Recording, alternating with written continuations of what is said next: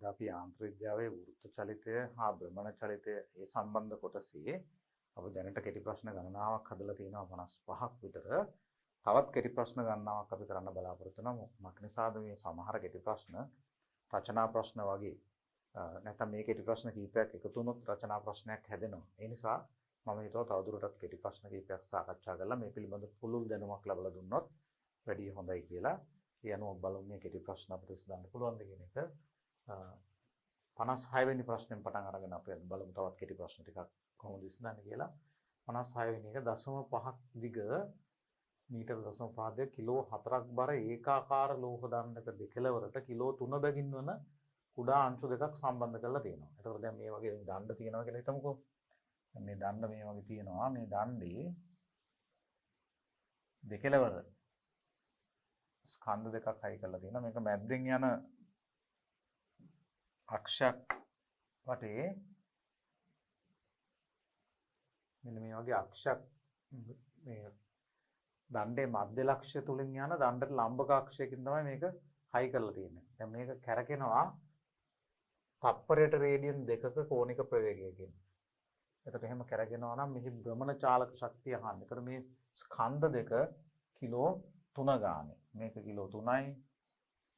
මේක කිලෝ 3යි. එතකොට මේ දණ්ඩේ දිග මීටර 0.5යිනේ. 0.5 කියන්නේ මීටර භාගයයි. මීටර භාගයයි. එතකොට මෙතන මේ මධ්‍ය ලක්ෂ්‍ය නිසා මේක මීටර 4න් එක නැත්නම් 0.25 මීටර. මේ දුරවල් දෙක සමාන වෙනවා. ඔන්නෝමයි තියෙන්නේ. දැන් මෙන්න මේක අලුතෙන් අපි හොඳට මතක තියාගන්න ඕනේ. යම් අක්ෂයක් වටා ඒකාකාර දණ්ඩක් තියෙනවා නම් හීනේ නේ. යම් අක්ෂයක් වටා ඒකාකාර හීනේ දණ්ඩක් තියෙනවා නම් ඒ දණ්ඩේ අවස්ථිති ගූර්ණය ඔයගලන්ට මතකද දන්නේ නැහැ. මේක ස්කන්ධය M නම් මේ ටික අපි පාඩම් කරලා තියාගන්න ඕනේ. ස්කන්ධය M නම් මේ වගේ දණ්ඩක මෙහෙම මේ මැද්දෙන් හයි කරපුවම හරි මැද්දෙන් ඒ අක්ෂය වටා මේකේ අවස්ථිති ගූර්ණය වෙන්නේ 12න් 1යි ස්කන්ධය වැඩි කිරීම මේ දුරේ වර්ගය ml වර්ගය. අන්නෝමයි එන්නේ. 12න් 1යි ml වර්ගය. ඒතට L දිග දණ්ඩක් කොහොම මධ්‍ය ලක්ෂයෙන් හයි කරපුවම 12න් 1යි ml වර්ගය කියලායි එන්නේ. එතකොට මෙතන සිම්පල් m කියන්නේ මේ දණ්ඩේ ස්කන්ධය, L කියන්නේ දණ්ඩේ මුළු දිග. මධ්‍ය ලක්ෂණ දුර නෙමෙයි දණ්ඩේ මුළු දිග 0.5යි කියලා දීලා තියෙනවා. ඒ අනුව මේකේ මේ අවස්ථිති ගූර්ණය අපිට හොයාගන්න පුළුවන්. දැන් මේ කියන දණ්ඩේ විතරක් අවස්ථිති ගූර්ණය. දැන් මේ දණ්ඩේ අවස්ථිති ගූර්ණයට දැන් තව ලක්ෂීය ස්කන්ධ දෙකක් හයි කරලායි තියෙන්නේ. කිලෝ 3 ගානේ. ඒතර දැන් මේකෙන් අවස්ථිති ගූර්ණයට අලුතෙන් එකතු වෙනවා mr වර්ගය කියන ප්‍රමාණය. මෙතන r කියන්නේ එතකොට 0.25 නැත්නම් මීටර 4න් එකයි. ඒතර මෙන්න මෙතනට තියෙනවා මීටර 4න් එකක් මේ ස්කන්ධය. ඒ වගේ දෙකක් එකතු වෙලා තියෙනවා. එහෙනම් දැන් මේකට තව අපි එකතු කරන්න ඕන 2යි මේ එක ස්කන්ධයක් සිම්පල් අපි කැපිටල් M කියමුකෝ. මේක ස්කන්ධයක් කැපිටල් M නම් මේකට දුර මේ මෙතන කේන්ද්‍රවල තියෙන දුර r නම් මේ mr වර්ගය. mr වර්ගය තමයි මේකෙන් අලුතෙන් එකතු වෙන අවස්ථිති ගූර්ණ කොටස. ඔයගලන්ට මතක ඇති අවස්ථිති ගූර්ණය කියන්නේ වස්තුවක තියෙන ඔක්කොම ස්කන්ධ වලට ගන්න ඕනේ අක්ෂයේ ඉඳලා තියෙන දුර වලින්. අපි වස්තුව අංශු වලට බෙදාගෙන හැම අංශුවකටම භ්‍රමණ අක්ෂයේ ඉඳලා තියෙන දුර අර ගන්න ඕනේ. දුර r නම් අර ස්කන්ධය m නම් ඒ අංශුමය ස්කන්ධයෙන් එකතු වෙන අවස්ථිති ගූර්ණයට එකතු වෙන කොටස සාධකය වෙන්නේ mr වර්ගය. ඒතරේ ඔක්කොම mr වර්ග වල එකතුව නැත්නම් සිග්මා mr වර්ගය තමයි අදාළ අක්ෂය වටා මුළු අවස්ථිති ගූර්ණය වෙන්නේ. මේක අපි පැහැදිලිව ඉගෙන ගත්තා. අපි උදාහරණයක් හැදුවා. ඒ පාඩම ආපහු බලන්න ඕනේ. දැන් මෙතන මේ සිග්මා mr වර්ග එකතු කරහපුවම එන ප්‍රමාණය හරියටම දණ්ඩේ අවස්ථිති ගූර්ණයට මෙන්න මේකේ මේ අංශයේ mr වර්ගය මේ අංශයේ mr වර්ගය එකතු කරපුවම වෙනවා. අන්නේ සිද්ධාන්තය උඩ තමයි මම මේක ගත්තේ. එතකොට මෙතන මේ ස්කන්ධය m නම් මේකත් m නම් මේ දුර r නම් එතකොට mr වර්ගයේ ඒවා දෙකක් අලුතෙන් එකතු වෙනවා මේ ස්කන්ධ දෙකෙන්. ඒ නිසා අලුත් අවස්ථිති ගූර්ණය I වෙන්නේ දණ්ඩේ තිබුණු දණ්ඩේ අවස්ථිති ගූර්ණය 12න් 1යි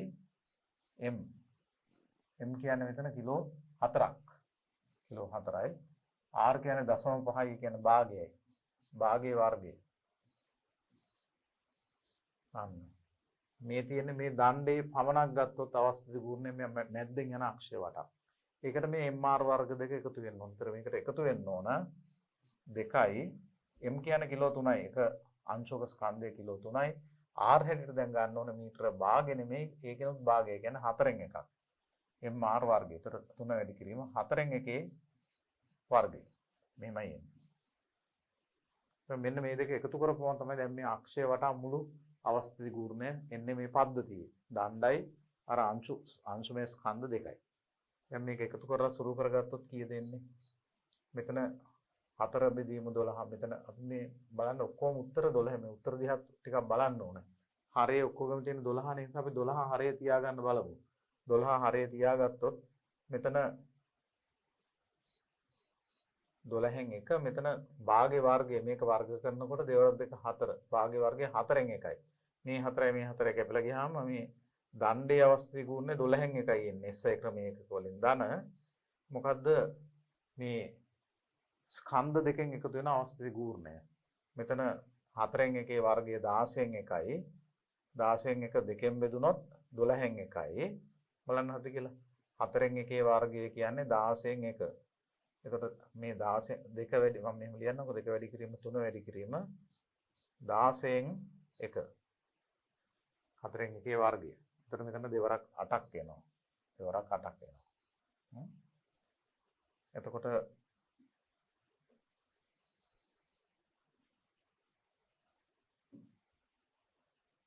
මෙතන 12න් 1යි මෙතන අපිට එන්නේ 8න් 3යි. 8න් 3යි. බලන්න හරිද කියලා. 12න් 8යි 8න් 3යි. මේ තියෙන අවස්ථි ගුණ වල එකතුව. දැන් 12යි 8යි අතර පොදු සාධකය අපි ගත්තොත් 24යි. අපි මේ විදිහට භාග සංඛ්‍යාවක් විදිහට යන එක තමයි හොඳ උත්තරේ විදිහට තියෙන හින්දා. 12 ඒවා 2යි 8 ඒවා 3යි මෙතන 3 වරක් 3 8 වරක් 3 24යි 3 වරක් 3 9යි. ඒතර මේ තියෙන්නේ අලුත් අවස්ථිත ගුණ 11 බෙදීම 24යි. 11 බෙදීම 24යි. දැන් අහන්නේ මේකේ භ්‍රමණ චාලක ශක්තිය කැරකෙන්නේ දෙකක කෝණික ප්‍රවේගයෙන්. ඔමෙගා මේ පද්ධතිය භ්‍රමණය වන කෝණික ප්‍රවේගය 2යි කියලා දීලා තියෙනවා. ඒකට පද්ධතියේ භ්‍රමණ චාලක ශක්තිය කොහොමද අපි ගන්නෙ? භ්‍රමණ චාලක ශක්තිය භ්‍රමණ චාලක ශක්තිය KE කියලා කිව්වොත් kinetic energy R rotational kinetic energy වෙන්නේ භාගයයි I ඔමෙගා වර්ගය. භාගයයි mu වර්ගය වගේ තමයි රේඛීය චලිතයේ m වෙනුවට I දාන්න ඕනේ b වෙනුවට නැත්නම් u වෙනුවට ඔමෙගා දාන්න ඕනේ භාගයයි I ඔමෙගා වර්ගය. ඒතර භාගයයි I අපි මෙතන හොයලා තියෙනවා 11 බෙදීම 24යි. I ඔමෙගා වර්ගය. ඔමෙගා තිබුණේ 2යි කියලා. 2ේ වර්ගය 4යි. කෝණික ප්‍රවේගය ඔමෙගා 2යි. එතකොට 2ේ වර්ගය ඔමෙගා වර්ගය. එතකොට එන්නේ මේක බලන්න. මෙතන දෙවරක් 2යි, ඒ 2යි මේ 24යි කරනවා. මෙතන 12යි නේද? එතකොට චාලක ශක්තිය අපිට එනවා ජූල් 11 බෙදීම 12යි කියලා. දැන් බලමු අපි උත්තරවල මොකක්ද තියෙන්නේ කියලා. ජූල් 11 බෙදීම 12. ජූල් 11 බෙදීම 12 ඕලන්ට පේනවා ඇති. මෙන්න මේ පළවෙනි උත්තරේ තමයි මේ උත්තරේ පළවෙනි එක අපිට වෙලා තියෙනවා. ඉතින් අන්න ඒ විදිහට දැන් කෙටි ප්‍රශ්නයක් වුණත් මේක අපිට දැනගත යුතු දේවල් කීපයක්ම තියෙන එකක් තමයි මේ කෙටි ප්‍රශ්නේ හදන්න අපි දැනගත යුතු තිබුණා ඒකාකාර සිහින් දණ්ඩක මධ්‍ය ලක්ෂණ ඊට ලම්බකව යන අක්ෂයක් වටා දණ්ඩේ ගුරුත්ව මේ අවස්ථිත ගුරුත්වය 12න් 1යි ml වර්ගය කියන්නේ. ඊළඟට අපි දැනගන්න තිබුණා ඒ දණ්ඩේ එක දැනගන්න මදි මේ අංශු දෙක එකතු කරපුවම මේ අංශු දෙකේ mr වර්ග වෙන වෙනම එකතු කරන්න. සිග්මා mr වර්ගය ගන්නකොට ඒ දෙකත් එකතු කර ගන්න ඕනේ. ඒතර එහෙම පද්ධතිය මුළු අවස්ථිත ගුරුත්වය හදා ගන්න උනා. ඊට පස්සේ අපි දැනගන්න තිබුණා අපි මේ වගේ භ්‍රමණය වන පද්ධතියක චාලක ශක්තිය මොකද්ද? භාගයයි ඔමෙගා වර්ගය භාගයයි mu වර්ගය වගේ රේඛීය චලිතයේ භාගයයි ඔමෙගා වර්ගය කියලා. ඒතර අපි මේ කරුණු පාවිච්චි කළා තමයි මේ ගැටලුව හැදුවේ. 57 වෙනි එක ස්කන්ධය කිලෝ 2යි අරය 20ක් වූ තුනී ඒකාකාර වෘත්තාකාර තැටියක්. මෙතන දැන් තැටියක් ගැනයි කියන්නේ. තුනී ඒකාකාර වෘත්තාකාර තැටියක් තියෙනවා මේ වගේ. මේ තැටිය තුනී තැටියක්. එහි කේන්ද්‍රය තුලින් යන තැටියට ලම්බක අක්ෂයක් වටා නිව්ටන් මීටර් 0.2ක ගූර්ණයකින් කරකවනවා. දැන් මේක මෙන්න මෙහෙම යන අක්ෂයක් වටා තමයි කරකවන්නේ. හා කරකවන දාන ව්‍යාවර්තය නැත්නම් ගූර්ණය අපිට දෙනවා ටෝ. මේ කවුන්ට් එක අපි ලියව ගමු. ටෝ අපිට දෙනවා නිව්ටන් මීටර 0.2යි. මම ඒකක ලියන්නේ නැහැ. SI ක්‍රමයේ ඒකක. මෙතන ටෝ. මේක අරය සෙන්ටිමීටර 20යි. යනවා මෙන්න මේ අරය අපිට දෙනවා මීටර 0.2යි කියලා.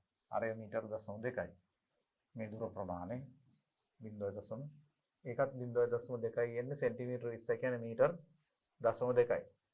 මේක මීටර මේක නිව්ටන් මීටර. එතකොට මේකේ ස්කන්ධය දීලා තියෙනවා m කිලෝ 2යි. m කිලෝග්‍රෑම් 2යි. දැන් අහන්නේ තැටියේ කෝණික ත්වරණය.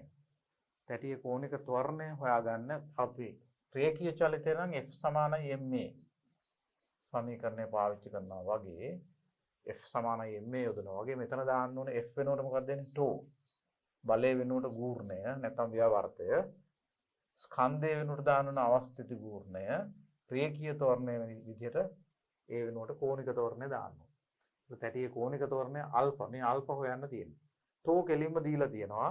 එතකොට ටෝ මේක ආදේශ කරමු 0.2 Newton metre 0.2 Newton metre i කොහොමද අපි ගන්නෙ වෘත්තාකාර ගන්න දැන් වෘත්තාකාර තැටියක හීනි වෘත්තාකාර තැටියක කේන්ද්‍රය තුලින් තැටියට ලම්බකව යන අක්ෂයක් වට අවස්ථිති ගූර්ණය ඒකත් අපි පාඩම් කරගන්න ඕනේ. මම මේක ලියලා දුන්නා පසුගිය පාඩමේ මේ උගන්වනකොට කියන්නේ භාගයයි mr වර්ගය ස්කන්ධය m නම් අරය r නම් භාගයයි mr වර්ගය තමයි හීනි තැටියක අවස්ථිති ගූර්ණය වෙන්නේ. මේවා පාඩම් කරලා අපි දැනගන්න ඕනේ.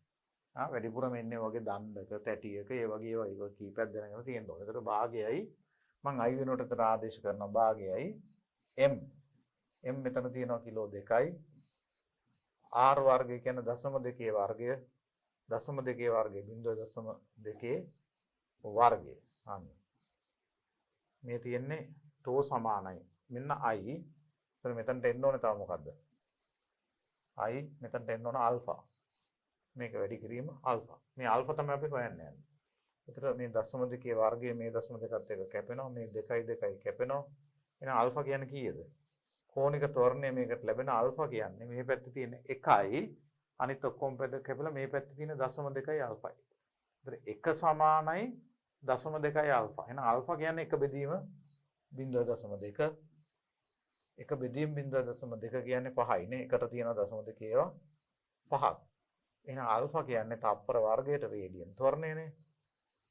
කෝණික ත්වරණය. තප්පර වර්ගයට රේඩියන් 5ක් කියලා එනවා. ඒක තප්පර වර්ගයට රේඩියන් 5 කියන උත්තරේ. තප්පර වර්ගයට රේඩියන් 5ක්. උත්තරේ 3 අපිට තුන්වෙනි උත්තරේ ඇවිත් තියෙනවා. 58.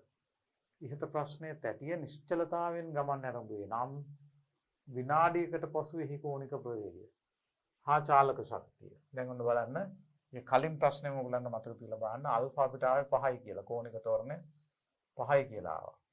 එතකොට මේක පටන් ගන්න නිශ්චලතාවයෙන්. මේ කියන්නේ ආරම්භක කෝණික ප්‍රවේගය බිඳුවෙන් පටන් ගන්න. විනාඩියකට පසු කාලය තප්පර 60යි. විනාඩියක් කියන්නේ තප්පර 60යි.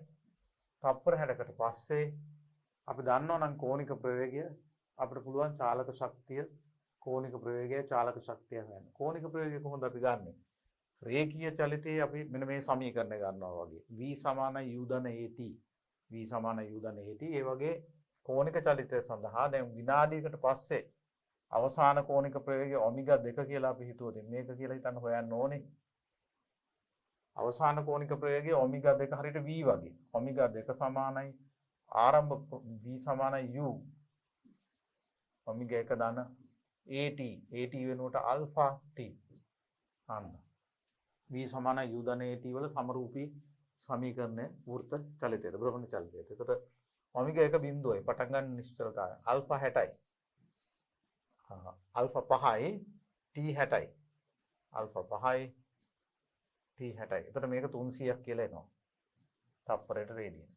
එහෙනම් විනාඩියකට පස්සේ මේකේ කෝණික ප්‍රවේගය ඔමෙගා 2 තප්පරයකට රේඩියන් 300ක් දක්වා එනවා. එතකොට විනාඩියකට පස්සේ මේ කෝණික ප්‍රවේගය හා කෝණික ප්‍රවේගය 300යි. 300 තියෙන උත්තර ගණනාවක් තියෙනවා. චාලක ශක්තිය මොකක්ද එතකොට මේකේ? චාලක ශක්තිය භ්‍රමණ චාලක ශක්තිය භාගයයි I ඔමෙගා වර්ගය. භාගයයි I ඔමෙගා වර්ගය. භාගයයි I අපි කලින් හැදුවා මේකේ I බලමු කීයද කියලා. මේකේ මේ තැටියේ I කියන්නේ කීයද? මේ තියෙන්නේ භාගයයි mr වර්ගය. භාගයයි mr වර්ගය. එතකොට මේකයි කැපුණම දෙකයි කැපුණාම භාගයයි mr වර්ගය එන්නේ 0.2 වර්ගය නැත්නම් 0.04යි. 0.04යි. ඒ කියන්නේ දැන් මම මෙතන ආපහු මේක හදලා පෙන්නුවොත් මේ තැටියේ අවස්ථිති කූර්ණේ භාගයයි mr වර්ගයනේ. එතකොට එහෙනම් I කියන්නේ භාගයයි m කියන්නේ තැටියේ ස්කන්ධය කිලෝ 2යි m r වර්ගය r 0.2යි 0.2 වර්ගය. ඔයගොල්ලන්ට පේනවා ඇති මේකයි කැපෙලා ගියාම I කියන්නේ 0.2 වර්ගය. ඒ කියන්නේ 0.04යි 0.04යි. එතකොට දැන් අපි ඕක මතක තියාගෙන 0.04යි අපි මේ ගැටලුවට ගියොත් එහෙම I කියන්නේ 0.04යි 0.04යි ඔමෙගා වර්ගය ඔමෙගා 300යි 300 වර්ගයක් එනවා. එතකොට මෙතනට චාලක ශක්තිය ගන්න ඔමෙගා වර්ග වෙනවා. 300 වැඩි කිරීම 300 මම එහෙම ලියන්නම් 300 වැඩි කිරීම 300 එතකොට දැන් මේක කොච්චර එනවද චාලක ශක්තිය? මේ තියෙන්නේ භ්‍රමණ චාලක ශක්තිය. kinetic energy rotational kinetic energy. ඒකත් අහනවා මේකේ. එතකොට දැන් මෙතන කීයද එන්නේ? මේ 300න් අපි බිංදු දෙකක් අරගෙන මේක අපි 4ක් කරගමු. එතකොට එනවා භාගයේ වැඩි කිරීම 4 2යි. 2 වැඩි කිරීම මෙතනින් බිංදු දෙකක් අපි ගන්නවා මේක 4 කරගන්න. එතකොට 3යි වැඩි කිරීම 300. මෙන්න මෙහෙම එන්නේ. එතකොට 2 3 6යි 4 3 18යි 1800යි. 1800යි ජූල්. ඒ අනුව කෝණික ප්‍රවේගයේ විනාඩියකට පස්සේ තප්පරයට රේඩියන් 300යි. චාලක ශක්තිය මේ තැටියේ ජූල් 1800යි. ඒ කියන්නේ 18 වැඩි කිරීම 10 වර්ගය. මෙන්න මේ පළවෙනි උත්තරේ අපිට ඇවිත් තියෙනවා. 59. ඉහත ප්‍රශ්නයේ තප්පර 60ක් තුල ව්‍යවර්තයෙන් කෙරුණු කාර්ය. දැන් ව්‍යවර්තයෙන් කරනු කාර්ය හොයන්න මේ තප්පර 60 තුල කරකුණු කෝණය හොයා ගන්න ඕනේ. දැන් මේ තප්පර 60 තුල කරකුණු කෝණය කොහොමද අපි හොයාගන්නේ? කෝණය භ්‍රමණ චලිතයට කෝණය හරියට රේඛීය චලිතයට විස්ථාපනය වගේ. දැන් රේඛීය චලිතය අපි ලියනවානේ S = ut ධන භාගයයි at වර්ගය කියලා. ඒ වගේ කෝණය භ්‍රමණය වුණු සමාන වෙනවා u වෙනකොට දාන්න ඕන ඔමෙගා 1 ආරම්භක කෝණික ප්‍රවේගය වැඩි කිරීම. කාලය ධන භාගයයි රේඛීය ත්වරණයෙන් කෝණික ත්වරණය t වර්ගය. ඒතර අපි මේ සමීකරණය පාවිච්චි කරන්නේ මේ විනාඩියක කාලය තුල තප්පර 60 කාලය තුල කරකුණු කෝණය හොයාගන්න. ඒතර කරකුණු කෝණය හොයාගන්න අපිට පාවිච්චි කරනවා ඔමෙගා 1 ආරම්භක කෝණික ප්‍රවේගය බිඳුවයි කියලා තිබුණේ. ඒතර ඔමෙගා 1 t බිඳුවයි බිඳුව ධන භාගයයි අපිට කෝණික ත්වරණය ආවේ 5යි. t වර්ගය. කෝණික ත්වරණය ආවේ 5යි. ඩබල් මොහයි කෝණික ත්වරණය ආල්ෆා 5යි. t 60යි 60 වර්ගය. එතකොට 60 වර්ගය. අන්න මේ තියෙන තීටා කරකුණු කෝණය. ඒ කීයද උතර එන්නේ? 60 වර්ගයේ ඩොට 5 බෙදීම 2 වැඩි කිරීම 60 වර්ගය 3600යි. එතකොට 3600 දෙකෙන් බෙදුවොත් එන්නේ 1800 වැඩි කිරීම 5. 5 වැඩි කිරීම 1800. මෙන්න මෙච්චර කෝණයක් මේ කාලය තුල කැරකිලා තියෙනවා. එතකොට ව්‍යවර්තයෙන් කරනු කාර්ය කීයද ව්‍යවර්තය? ව්‍යවර්තය 0.2යි. ව්‍යවර්තය 0.2යි. එතකොට ව්‍යවර්තය 0.2 නම් මෙන්න මෙච්චර කෝණයක් කරගෙනකොට කරන කාර්ය දැන් W සමාන වෙනවා කාර්ය රේඛීය චලිතයට නම් බලය වැඩි කිරීම විස්ථාපනයනේ. කාර්ය කෝණික චලිතයට නම් බලය වෙනුවට දාන්නේ ව්‍යවර්තය විස්ථාපනයට දාන්න ඕනේ කරකුණු කෝණය. ඒතර ටෝ කියන්නේ 0.2යි නේ. ටෝ කියන්නේ අපිට 0.2 අර තියෙන්නේ බලන්න නිව්ටන් මීටර 0.2යි. එතකොට මෙතන ටෝ 0.2යි. වැඩි කිරීම තීටා කියන්නේ 5 වැඩි කිරීම 1800. 5 වැඩි කිරීම 1800. මෙතනින් එනවා කාර්ය ප්‍රමාණය ජූල් වලින්. මේ 0.2 මෙතනින් බිඳුවක් අයින් කරගත්තොත් දශම දෙක මෙතන දශම දෙක වැඩි කිරීම 5 කියන්නේ කොටින්ම 1යි. ඒ නිසා කරනු කාර්ය ප්‍රමාණය ජූල් 1800යි. මේක අපිට මෙහෙම හොයන්න හිතන්න දුවනවා මෙහෙම ලියන්න නැතුව අර කලින් කොටසේ විදිහට අපි හදුවනේ චාලක ශක්තිය. චාලක ශක්තිය ජූල් 1800යි කියලා මෙතන බලන්න. අපි හදුවා මේක විනාඩියකදී ලබා ගන්නා චාලක ශක්තිය ජූල් 1800යි කියලා. ඉතින් තැටිය ලබා ගන්නා චාලක ශක්තිය අර ව්‍යවර්තෙන් කරන කාර්යයට සමානයි. ඒ නිසා ඒ ටික හදන්නෙම නැතුව ඕනනම් ශක්ති සංස්ථතියෙන් ඔයගලන්ට ගන්න තිබුණා. අර කෙරණු කාර්ය ප්‍රමාණය මේ ලබාගත් චාලක ශක්තියට සමානයි කියලා. එහෙම වුණාම මේකේ උත්තරය 1800යි කියන එක මේ ගාන හදන්න නැතුවම ගන්නත් තිබුණා. නමුත් මම මේ සමීකරණ දාන විදිහ තේරුම් කරන්න පුරුදු කරන්න ඕන නිසා ඒ විදිහට හැදුවේ. නමුත් කෙටි ප්‍රශ්නයක් නිසා වැඩි හොඳ වෙන්නේ අර ලබාගත් චාලක ශක්තිය ව්‍යවර්තන කරනු කාර්යයට සමානයි කියලා මේ 1800 උත්තරේ පළවෙනි උත්තරේ අපිට ලබා ගන්න තිබුණා. ඊළඟ එක තැටියක් එහි තලයට ලම්බකව කේන්ද්‍රය හරහා යන අක්ෂයක් වටා දක්ෂිනාවෘතව භ්‍රමණය වේ. එහි කෝණික ගම්‍යතාවයේ දිශාව. දැන් තැටියක් මෙහි තලයට ලම්බකව කේන්ද්‍රය හරහා යන අක්ෂයක් වටා දක්ෂිනාවෘතව මේ පැත්තට කරගෙනවා කියලා දක්ෂිනාවෘතව කරගෙනවා. ඒක උඩින් බැලුවොත් දකුණට කරගෙන්නේ. අපි බලන පැත්තෙන් දක්ෂිනාවෘතව කියලා හිතනවා. දක්ෂිනාවෘතව නම් කරගෙන්නේ කෝණික ගම්‍යතාවයේ දිශාව. ඇතරම අපි මේක විශේෂයෙන් ඉගෙන ගත්තේ නැහැ. දැන් කෝණික ගම්‍යතාව කරගෙන එකක දැන් රේඛීය චලනය වෙන එකක නම් දිශාවක් තියෙනවා. සරල රේඛාවක් දිගේ. ඒතර ගම්‍යතාවයේ දිශාව ප්‍රවේගයේ දිශාවයි. කෝණික ප්‍රවේගය මේ එකතැන නෙවෙන්නේ. ඒක රවුමට යන හින්දා කෝණික ප්‍රවේගයට දිශාවක් නැහැනේ. ඒ නිසා මේ ගණන් වලදී මේකට හේතුවක් තියෙනවා.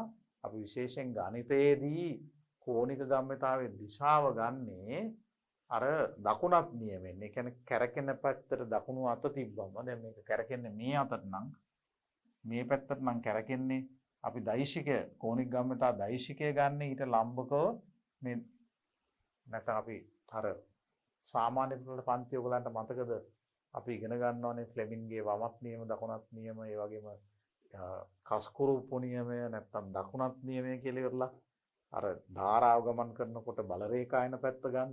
ඒ මූලධර්මයම තමයි දාන්න දෙන්නේ. මෙතන මේ කැරකෙන පැත්ත මෙහෙම නම් මෙහෙම ඇතුළට යන පැත්ත තමයි ඒතොර ගන්නෙ. ඒ අනුව කෝණික ගම්‍යතාවයේ කෝණික ගම්‍යතාවයේ ඇන්ගියුලර් මොමන්ටම් එක තියෙන පැත්ත හැටියට ගන්නෙ. ඒ දකුණු අතේ ඇඟිලි නැවුවාම මාපට ඇඟිල්ල දික් කරලා මේ ඇඟිලි යන පැත්තට නම් මේක කැරකෙන්නේ. මාපට ඇඟිලි තියෙන පැත්තට තමයි ගම්‍යතාව ගන්නෙ. එතකොට එහෙම ගත්තාම කේන්ද්‍රය හරහා තැටියට ලම්බකව තැටිය තුලට යොමුන කේන්ද්‍රය හරහා තැටියට ලම්බකව තැටිය තුලට යන දිශාවක් මේ තුන්වෙනි උත්තරේ තමයි එන්නේ. මේක පුළුවන් නම් මතක තියාගන්න. මේක නිතර අහන ප්‍රශ්නයක්වත් නෙමෙයි. මේ කෙටි ප්‍රශ්නේ මේක තිබුණාට මේක පසු විභාග ප්‍රශ්න පත්‍ර ප්‍රශ්නයක්වත් නෙමෙයි. නමුත් මම නිකමට සඳහන් කරන්න හිතුනේ ඇත්තටම කෝණික ගම්‍යතාවයත් දෛශිකයක්. ඒ දෛශිකය ගන්න මේ කැරකෙන පැත්තට ලම්බකව. ඒක මේ දකුණත් නියමෙන් ගන්න. ඒ කියන්නේ දකුණු අත මෙහෙම මිටි කරපුවම මහපට ඇඟිල්ල දිගෑරලා දකුණු අත මෙහෙම මිටි කරපුවම මේ ඇඟිලි නැවන පැත්තට නම් කැරකෙන්නේ. මහපට ඇඟිලි වුණ පැත්තට තමයි ගම්‍යතා දෛශිකයේ දිශාව කෝණික ගම්‍යතා දෛශිකයේ දිශාව තියෙනවා කියලා ගන්න. ඒක පුළුවන් නම් මතක තියාගන්න. සමහර විට ප්‍රයෝජනවත් වෙන්න පුළුවන්. 61 ක්ෂමතාවය 600යි වට් මොන මෝටරයක්. කියන මෝටරේ තප්පරයකට ජූල් 600කින් කාර්ය කරනවා. ක්ෂමතාව නැත්නම් ජවය මේ මෝටරේ වොට් 600යි. තප්පරයකට ජූල් 600කින් වැඩ කරනවා මේ මෝටරේ. මෝටරයක් මගින් අවස්ථිත ගූර්ණය SI ක්‍රමයේ එකක කිලෝග්‍රෑම් මීටර වර්ගය 2ක් වන I2යි වන රෝදයක් කරකවනවා. තප්පර 6කදී SI ක්‍රමයේ එකක ඔක්කොම. ඒතර රෝදේ ලබා ගන්නා උපරිම කෝණික ප්‍රවේගය. ඒ කියන්නේ අපි හිතන්න ඕනේ මේ මුළු ක්ෂමතාවයම මෝටරේ සම්පයන් තප්පරයකට මෙයා දෙනවනේ ජූල් 600ක්. ඒ 600ම පාවිච්චි වෙනවා කියලා ගන්න ඕනේ මේකේ මේ භ්‍රමණය ලබා ගැනීම සඳහා. ඒතර උපරිම කෝණික ප්‍රවේගය අහන්නේ. ඒතර අපි තප්පරයකදී ලබා ගන්නා උපරිම කෝණික ප්‍රවේගය ආරම්භක කෝණික ප්‍රවේගය 0යි කියලා අපි හිතුවොත් එහෙම තප්පර 6ක් තුල රෝදය ලබා ගන්නා උපරිම කෝණික ප්‍රවේගය. දැන් තප්පර 6කට කොච්චර ශක්තියක් මේකෙන් දෙන්න ඕනේද? එතකොට ඔයගලන් දන්නවා මේ මෝටරේ කරන කාර්යය W සමාන වෙන්න ඕනේ කාර්යක්ෂමතාව වැඩි කිරීම කාලයට. තප්පරයකට ජූල් 600ක් කරනවා. පොඩි පන්ති අපි ඉගෙන ගත්ත භෞතික විද්‍යාව තප්පරයකට ජූල් 600ක් කරනවා. වොට් 600යි කියන්නේ ඒකයි. තප්පර 6ක්. එතකොට තප්පර 6කදී කරන කාර්යය ඕනෝකයි. නේ? මේ කාර්ය ප්‍රමාණය අපි ගමු රෝදයේ භ්‍රමණ චාලක ශක්තිය බවට පරිවර්තනය වුණොත් සම්පූර්ණයෙන්ම. එතකොට තමයි උපරිම භ්‍රමණ චාලක ශක්තිය බවට මේ රොටේෂනල් කයින් මේ R එක දාන්නේ කැරකෙන රොටේෂනල් කියන එකයි. රොටේෂනල් කයිනටික් එනර්ජි බවට පරිවර්තනය වෙනවා කියලා ගත්තොත් එහෙනම් මොකද වෙන්න ඕන? මොකද භ්‍රමණ චාලක ශක්තිය වෙන්නේ මේකේ. භාගයයි I ඔමෙගා වර්ගය. ඒකට භ්‍රමණ චාලක ශක්තිය වෙන්නේ භාගයයි I ඔමෙගා වර්ගය. භාගයයි mu වර්ගය වගේ භාගයයි I ඔමෙගා වර්ගය. I දෙකයි. අන්න ඒතකොට භාගයයි I ඔමෙගා වර්ගය. I දෙකයි. ඔමෙගා වර්ගය තමයි ඔන්න කෝණික ප්‍රවේගය ඔමෙගා නම් චාලක ශක්තිය. ඒ චාලක ශක්තිය මේ මෝටරේ කරපු කාර්ය ප්‍රමාණයට තප්පර 6කදී ඒ කියන්නේ 600 වැඩි කිරීම 6ට සමාන කරමු. ඒකට අපිට මෙතනින් ඔමෙගා වර්ගය එනවා. දැන් මේ 2 2 කැපිලා ගියාම ඔමෙගා වර්ගය කියන්නේ 6 වැඩි කිරීම 600. ඔමෙගා කියන්නේ මේකේ වර්ගමූලය ගන්නකොට එතන මෙතන ඉන්න 6 6 36 3600යි. ඒතර කීය දෙන්නේ? එක 6කුයි එක බිංදුවකුයි ගත්තා නම් ඔමෙගා තප්පරයට රේඩියන් 60ක් කියලා එන්න ඕනේ. මේකේ වර්ගමූලය 60යි. ඒ අනුව උත්තරේ 3 අපිට මේ තුන්වෙනි උත්තරේ ඇවිල්ලා තියෙනවා 61 62 තප්පරයට රේඩියන් 40ක කෝණික ප්‍රවේගයෙන් භ්‍රමණය වන මෝටරයකට නිව්ටන මීටර 15ක බල ගූර්ණයක් සපයන්න පුළුවන්. ඒක මෝටරේ ක්ෂමතාවය තප්පරයට රේඩියන් 40ක කෝණික ප්‍රවේගයෙන් භ්‍රමණය වෙන්නේ මෝටරය නිව්ටන් මීටර 15ක බල ගූර්ණයක් සපයනවා. කියන්නේ τ 15යි. නිව්ටන් මීටර.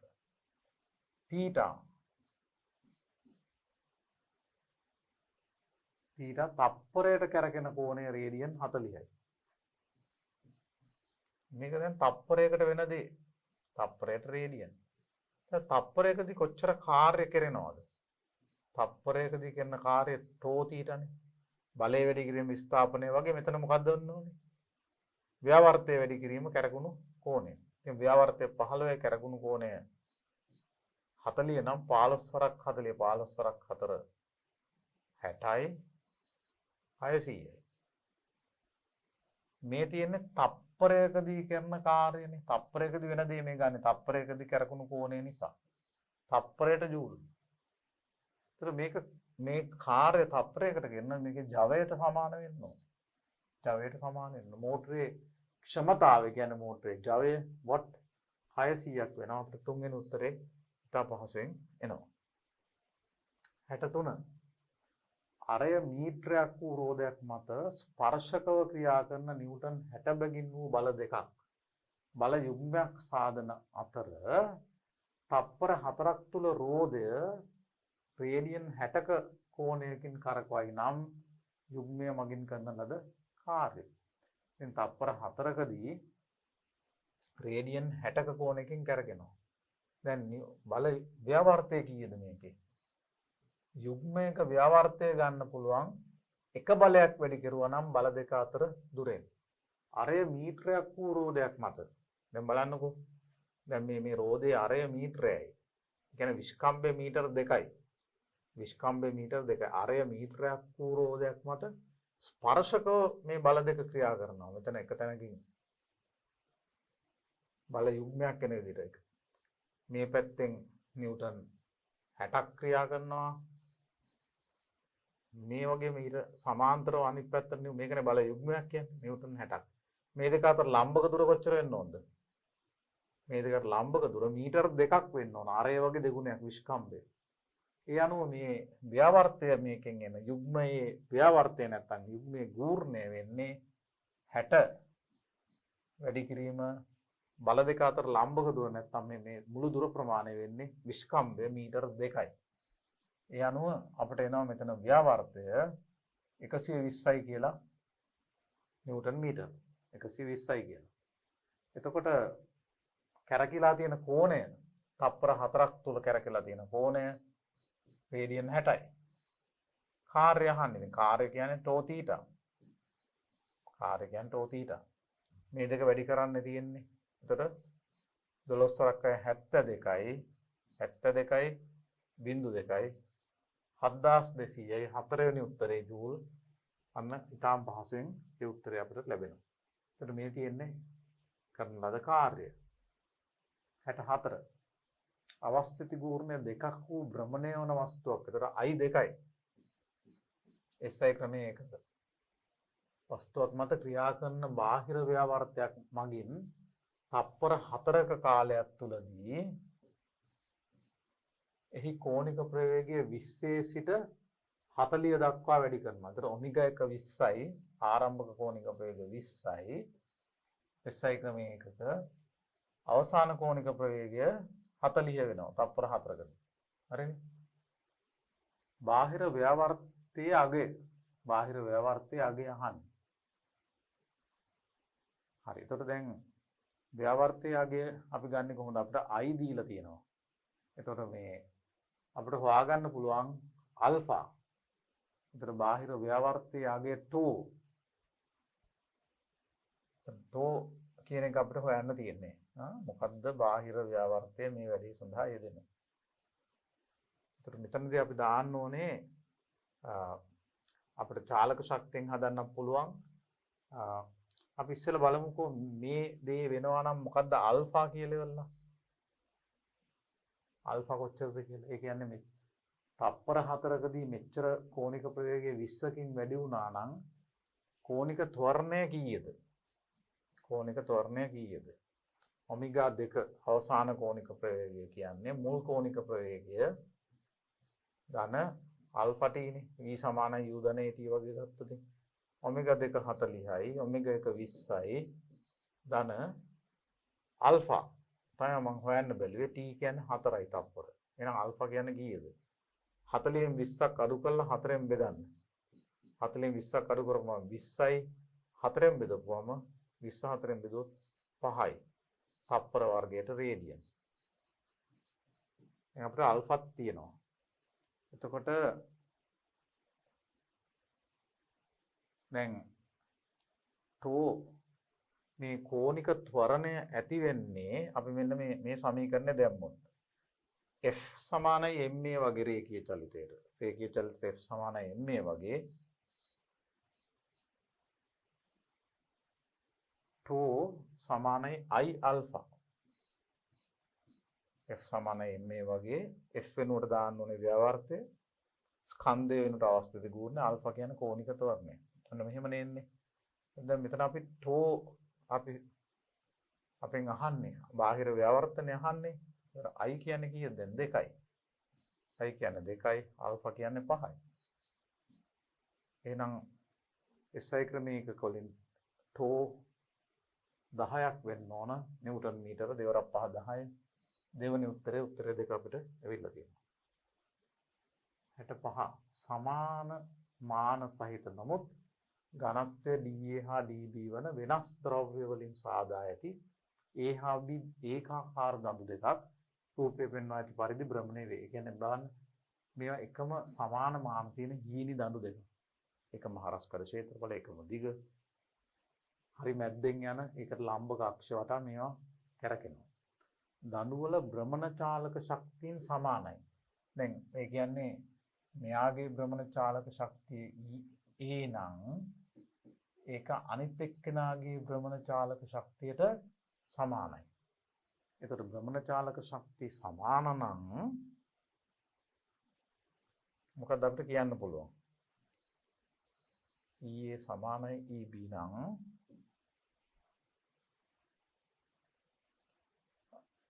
මම මෙතන ලියනවා EA සමානයි EB නම් චාලක ශක්තිය සමාන නම් භ්‍රමණ චාලක ශක්තිය කියන්නේ භාගයයි මෙයාගේ IA ඔමෙගා A වර්ගය සමාන වෙන්න ඕනේ භාගයයි IB ඔමෙගා B වර්ගයට. එතකොට දැන් මේ දඬුවමේ භ්‍රමණ චාලක ශක්තිය සමාන නම් කෝණික ගම්‍යතා අතර අනුපාතය අහන්නේ. කෝණික ගම්‍යතා අතර අනුපාතය අහන්නේ. එතකොට මේ දෙකේ මාන සමාන නමුත් ඝනත්ව වෙනස්. මාන සමාන නමුත් ඝනත්ව වෙනස්. එතකොට අපි ඝනත්ව දෙනවා A වල DA B වල DB කියලා. එතකොට මේවා එකම මාන තියෙන හින්දා පරිමා සමානයි. පරිමා සමානයි. බලමු මෙතන මොනවද අපිට ලියන්න පුළුවන් කියලා. එතකොට දැන් මෙතන භාගයයි A ගේ අවස්ථිති ගූර්ණය වෙන්නේ මොකද්ද? A ගේ අවස්ථිති ගූර්ණය 12න් 1යි ml වර්ගය. අපි මේකේ මේ එකක පරිමාව v කිව්වොත් වොලියුම් එක දණ්ඩක පරිමාව v කිව්වොත් ඝනත්වය dA කිව්වොත් ඒකේ ස්කන්ධය වෙන්නේ පරිමාව වැඩි කිරීම ඝනත්වය වෙන්නේ නේ ස්කන්ධය ඒකක පරිමාවක ස්කන්ධය තමයි ඝනත්වය කියන්නේ. ඝනත්වය පරිමාවයෙන් වැඩි කරොත් මුළු ස්කන්ධය එනවා. මේ තියෙන්නේ A ගේ කැපිටල් A ගේ ස්කන්ධය. ඒතර මේක සමාන වෙනවා වැඩි කිරීම ඔමෙගා A වර්ගය. වැඩි කිරීම ඔමෙගා A වර්ගය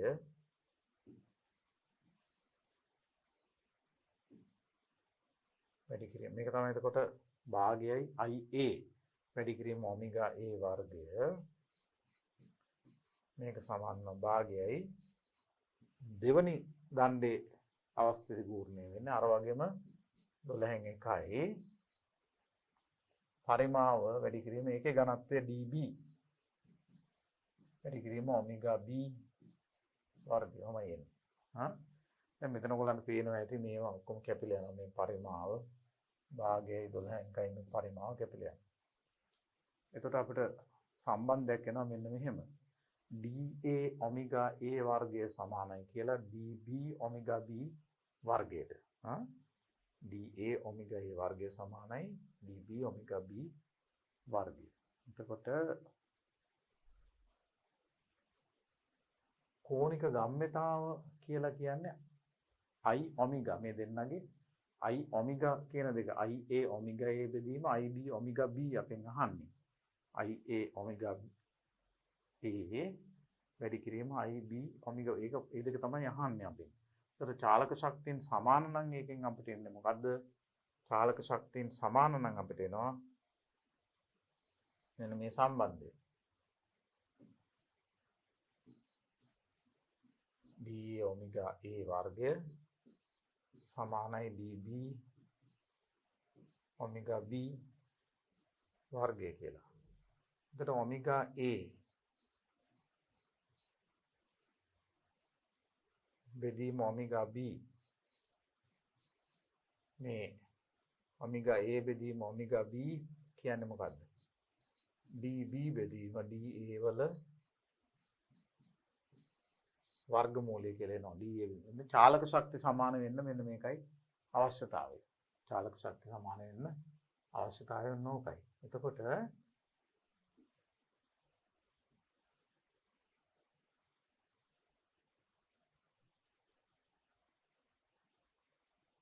භ්‍රමණ චාලක ශක්තිය සමාන නම් ওই සම්බන්ධය අපිට එන්නේ. එතකොට දැන් කෝණික ගම්‍යතා අතර අනුපාතය මොකද්ද? කෝණික ගම්‍යතා අතර අනුපාතය මෙහෙම නෙන්නේ. අපෙන් කෝණික ගම්‍යතාව කියන්නේ IA ඔමෙගා A. I ඔමෙගානේ කෝණික ගම්‍යතාව කියන්නේ. බෙදීම IB ඔමෙගා B. මෙන්න මේ අනුපාතය තමයි අහන්නේ. මොකද්ද කියලා. දැන් මේ දෙකේ මෙන්න මේ අවස්ථිති ගූර්ණ අතර අනුපාතය මොකක්ද වෙන්නේ? මේක තමයි අහන්නේ. මෙන්න මේක අපි පොඩ්ඩක් පැත්තට තියාගමු. දැන් IA හා IB අතර සම්බන්ධය බැලුවොත් හරි. දැන් මේක දණ්ඩක්නේ මැද්දෙන් යන 12න් එක මෙතනට IA බෙදීම IB අපි බැලුවොත් මේ අනුපාතය අපි බැලුවොත් මේ අනුපාතය සමාන වෙනවා බලන්න මේ ගම්මෙත් මේ අවස්ථිති ගූර්ණ අතර අනුපාතය මේ දඬු දෙකේ 12න් එක 12න් එක දෙකටම එනවා ඒ දෙක කැපිලා යනවා 12න් එක ඊළඟට ස්කන්ධය L වර්ගයක් දෙකෙම එකම දිග තියෙන ඒකත් කැපිලා යනවා එතකොට ස්කන්ධය එන්නේ පරිමාත් සමානයි පරිමා වැඩි කිරීම ඝනත්වය මෙතන පරිමා වැඩි කිරීම මේ ඝනත්වය එතකොට ඉතා පැහැදිලිව පේනවා මේ ගම්මිතා අතර අනුපාත මේ අවස්ථිති ගූර්ණ අතර අනුපාතය මේ දඬු දෙකේ මේ ඝනත්ව අතර අනුපාතයට සමාන වෙනවා නේ හොඳයි IA කියන්නේ 12න් එකයි ස්කන්ධය කියන්නේ පරිමා වැඩි කිරීම ඝනත්වය වැඩි කිරීම L වර්ගය දෙකේම එකම දිග තියෙනවා IB කියන්නේ පරිමා වැඩි කිරීම ඝනත්වයෙන් ස්කන්ධය එනවා 12න් එක මෙතන එන්න ඕනේ මේ ස්කන්ධය අනේ L වර්ගය. ඒතර L වර්ග සමානයි. මේ දෙක කැපිලා යනවා. 12න් එක කැපිලා යනවා. ස්කන්ධය ගන්නකොට මේ L වර්ගත් කැපිලා ගියහම මේ අනුපාතය එන්නේ. දැන් අම්බෙන්න බලන්න මේ කෝණික ගම්මිතා අතර අනුපාතය කියන්නේ IA ඔමෙගා A බෙදීම IB ඔමෙගා B. දැන් IA බෙදීම IB කියන්නේ මෙතන IA බෙදීම IB කියන්නේ ρ A බෙදීම ρ B නේ. මේ තියෙන මෙන්න මේ අවස්ථිති ගූර්ණ අතර අනුපාතය. ආයෙ අපි දන්නවා මේ ඔමෙගා A බෙදීම ඔමෙගා B කියන්නේ වර්ගමූලය DA බෙදීම DB. නැත්නම් DB බෙදීම DA වල භාග්‍ය බලය. ඔමෙගා A බෙදීම ඔමෙගා B කියන්නේ DB බෙදීම DA වල භාග්‍ය බලය. මෙන්න මේක මේකට තමයි සමාන වෙන්නේ. බලන්න හරිද කියලා? IA බෙදීම IB කියන්නේ ρ A බෙදීම ρ A නැත්නම් අතරම ඝනත්ව අතර අනුපාතය DA බෙදීම DB මම මේ ඝනත්ව වලට අපි හුඟක් වෙලාවට පාවිච්චි කරන්නේ ρ කියන සංකේතය නිසා මේ මට ඒ පුරුද්දට මෙන්න මේ ρ කියලා වැටුණා ρ නෙමෙයි මේක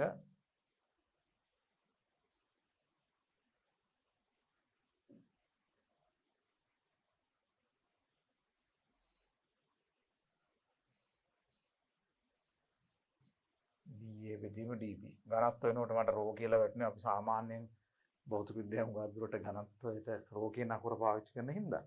ඒතකොට අපි මේ මෙතන ඇත්තටම DN ඕන. මෙතනත්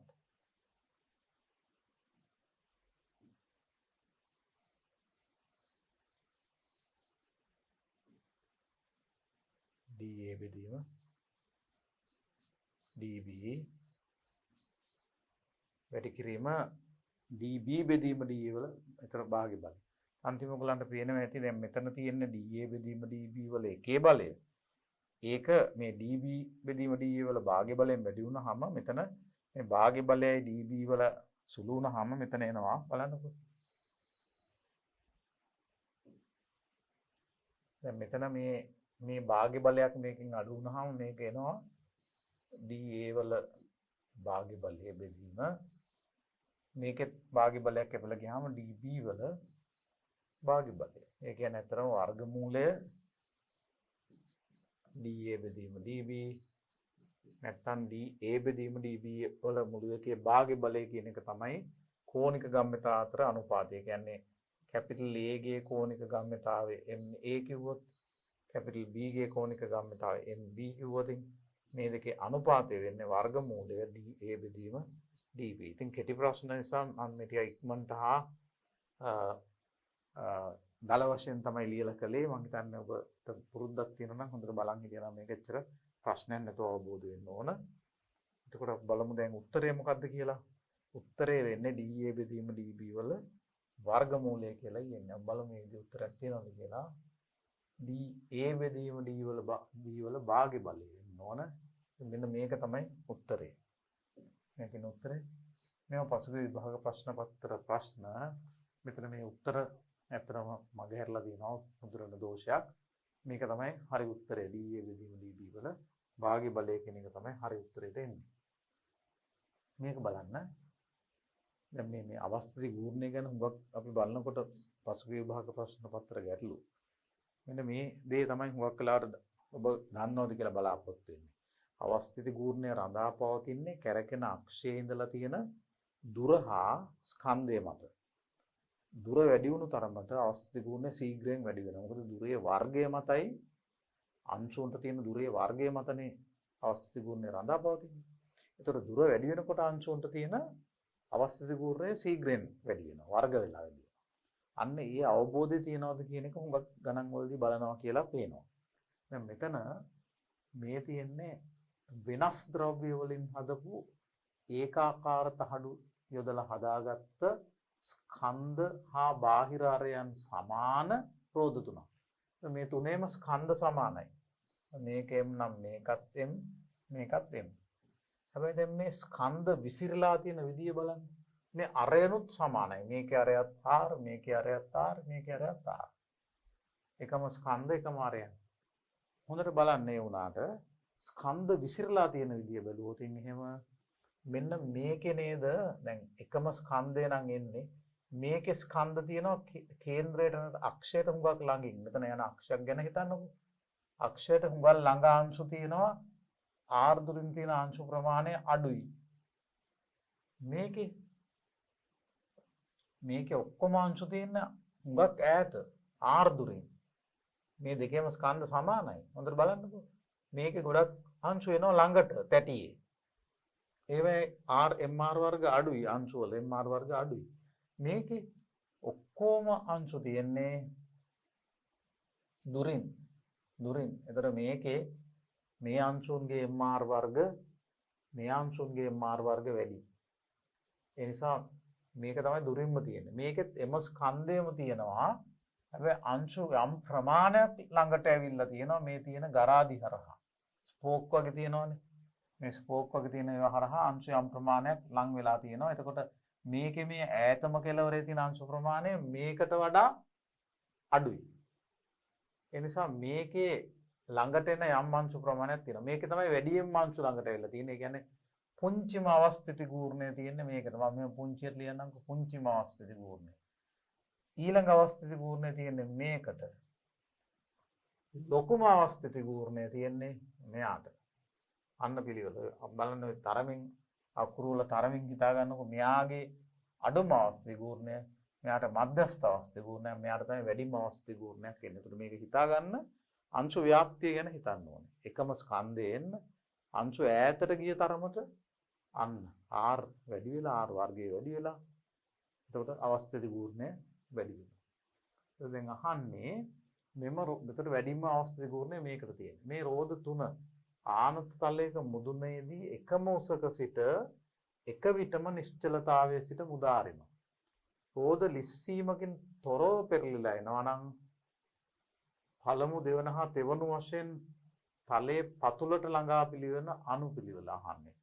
තලයේ පහළම කෙළවරට එන අනුපිළිවෙල අහන්නේ. එතකොට වැඩිම කෝණික ප්‍රවේගයක් එන එක මේ ගූර්ණය නිසා ඉක්මනටම පල්ලෙහාට එන්න ඉපේ නේ. වැඩිම කෝණික ප්‍රවේගයක් ලබා ගන්න. එතකොට දැන් වැඩිම කෝණික ත්වරණයක් තියෙන එක තමයි වැඩිම කෝණික ප්‍රවේගයක් ලබා ගන්න. බලමු මේක මම. දැන් අපි මේක හිතාගත්තට මදි. ඊළඟට තව ප්‍රශ්නයක් මෙතන තියෙනවා. මේක හිතාගත්තට මදි. මොකද්ද දැන්? මේක දැන් මේ ආනත තලයකින් මේක මෙහෙම අතාරිනවා කියලා හිතන්නකො මේ රෝදේ. යම් උසකින් යම් h කියන එකම උසකින් මේක අතාරිනවා. එතකොට මේක මෙතනට එනකොට හානි වෙන ගුරුත්වාකර්ෂණ විභව ශක්තිය mgh නේ. මේක තමයි මෙයාගේ භ්‍රමණ චාලක ශක්තිය බවට පත් වෙන්නේ මෙතනට එනකොට මේ මොන තැටියේ වුණත් මේ තුනෙන් කොයික වුණත් මෙතනට එනකොට භ්‍රමණ චාලක ශක්තිය බවට පත් වෙන්නේ මම හිතට kinetic energy R කිව්වොත් මේ තුන් දෙනාගේම භ්‍රමණ චාලක ශක්තිය වෙන්නේ එකයි. එතකොට දැන් මේ mgh කියන චාලක ශක්තිය භ්‍රමණ චාලක ශක්තිය වෙන්නේ මොකද්ද? භාගයයි I ඔමෙගා වර්ගයේ අන්තිමට ලැබෙන අන්තිමට ලැබෙන කෝණික ප්‍රවේගය ඔමෙගා නම් මේක භාගයයි i ඔමෙගා වර්ගය තමයි මේ චාලක ශක්තිය සපයන්නේ. ඒත් මේ තුනම මේ එකම උසකින් අතහැරියොත් මේ වගේ රෝල් වෙලා එන්න එකම භ්‍රමණ චාලක ශක්තිය එන්නේ. කියන්නේ මේ තුනේම භාගයයි i ඔමෙගා වර්ගය සමාන වෙන්න ඕනේ. ඉස්සෙල්ලම මෙතනට එන්න ඕනේ වැඩිම වේගයක් තියෙන එක. ඒතර මේවා සමාන නම් වැඩිම වේගයක් තියෙන්න ඕනේ අඩුම වැඩිම වේගයක් තියෙන අඩුම අවස්ථිත ගූර්ණයක් තියෙන එකට. ඒතර අඩුම අවස්ථිත ගූර්ණයක් තියෙන එකනට වැඩිම වේගය එන්න ඕනේ පල්ලෙහාට එනකොට. එතකොට ඉස්සෙල්ලම එන්න ඕනේ මොකද්ද? වැඩිම වේගය තියෙන එක ඉස්සෙල්ලම එන්න ඕනේ. මෙයා තමයි වැඩිම වේගයක් තියෙන්නේ ඉස්සෙල්ලම එන්නේ මෙයා. නෑ. අඩුම අවස්ථිත ගූර්ණයක් තියෙන එකට වැඩිම කෝණික ප්‍රවේගය එයා තමයි ඉස්සෙල්ලම එන්නේ. එතකොට මේක නෙමෙයි අඩුම අවස්ථිත ගූර්ණයක් තියෙන එක්කෙනා කවුද මෙතනින්? හරි නේ. පුංචිම අවස්ථිත ගූර්ණය තියෙන එක්කෙනාට වැඩිම කෝණික ප්‍රවේගය. ඒතර පුංචිම අවස්ථිත ගූර්ණය තියෙන්නේ මේකට මෙයාට වැඩිම කෝණික ප්‍රවේගය තියෙන නම් මෙයා තමයි ඉස්සෙල්ලම එන්නේ. මේක හරි මම කලින් දාපු එක. ඊළඟට මෙයා දෙවණියට වැඩිම අවස්ථිත ගූර්ණය තියෙන එක්කෙනාට අඩුම කෝණික ප්‍රවේගයක් එනවා. එයා තමයි තුන්වෙනියට පල්ලෙහාට එන්නේ. තේරුණාද? ඒ අනුව එන පිළිවෙල වෙන්නේ ඉස්සෙල්ලාම එන්නේ B ගෙන් පටන් ගන්න එකක් එන්න ඕනේ. ඊළඟට එන්නේ C ඊළඟට A. දෙවෙනි එකේ උත්තරේ B C A. ඉස්සෙල්ලාම එන්නේ B ඊළඟට C ඊළඟට A. මෙතන සමාන ස්කන්ධ සහිත කුඩා වස්තු දෙකක් BC නම් සැහැල්ලු තන්තුවකින් එකිනෙකට සම්බන්ධ කර ඇත. දැන් මෙතන මේ BC කියන තන්තුවකින් සමාන ස්කන්ධ තියෙන පුංචි වස්තු දෙකක් මෙතනයි තියෙන්නේ. මම මේක වෙනම රූපයක් අඳින්නම්. සම්බන්ධ කර ඇත. ස්කන්ධ දෙක ඉන්පසු අරයන් R හා 2R වූ තිරස් වෘත්තාකාර පතවල සමාන කෝණික වේග වලින් කෝණික ප්‍රවේග සමාන කියන්නේ මේ දෙකම එකට යන්නේ. කියන්නේ එකම තන්තුවක ගැට ගහලා තියෙනවා කියලා හිතන්නකෝ. මේ දෙකම එකම තන්තුවේ තියෙන විදිහට මේක එකට යන විදිහට කරකවනවා. මේ විදිහට මේක පවතිනවා. ABC සරල රේඛාවක් විදිහට. අන්න ABC ලක්ෂ සම විටම එකම සරල රේඛාවක් මත පිහිටන විදිහට යන්නේ මේක. BC හා AB තන්තු වල ආත්‍රි පිළිවෙලින් මේ කෑල්ලේ T1යි මේ කෑල්ලේ T2 නම් මේ දෙක අතර සම්බන්ධයක් අහන්නේ. දැන් කොහොමද ඒක අපි බලන්නේ? දැන් මම මේ විදිහට ගත්තොත් මම පොඩි රූපයක් අඳින්නම් මේකට. අපිට මම ගන්න පහසු රූපයක් අඳ ගන්න එක ටිකක් ලොකුවට. දැන් මේ තියෙන කැරකෙන අක්ෂය කියමු. මේ වගේ අක්ෂයක් වටා මේක කැරකෙන්නේ. මෙහෙම එක ස්කන්ධයක් තියෙනවා M තවත් ස්කන්ධයක් තියෙනවා M කියලා. මේකත් R මේකත් R. මෙතන වටා තමයි කැරකෙන්නේ. මේ අක්ෂය වටා මේවා කැරකෙන්නේ. එතකොට මේවා යන්න ඕනේ එකම කෝණික ප්‍රවේගයෙන්. එකම ඔමෙගා තියෙන්නේ. එතකොට T1 T2 කියලා ලකුණු කරලා තියෙන්නේ මොනවද? T1 කියන්නේ මෙතන කෝණික ප්‍රවේගය මේ ආතතිය. මේ තන්තු කොටසේ ආතතිය T1යි. මේක T1යි. මේක T2යි.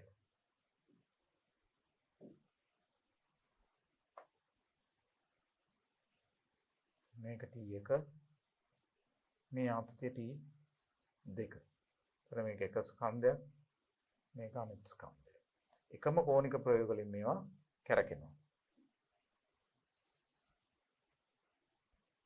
එකම කෝණික ප්‍රවේග වලින් කැරකෙනවා.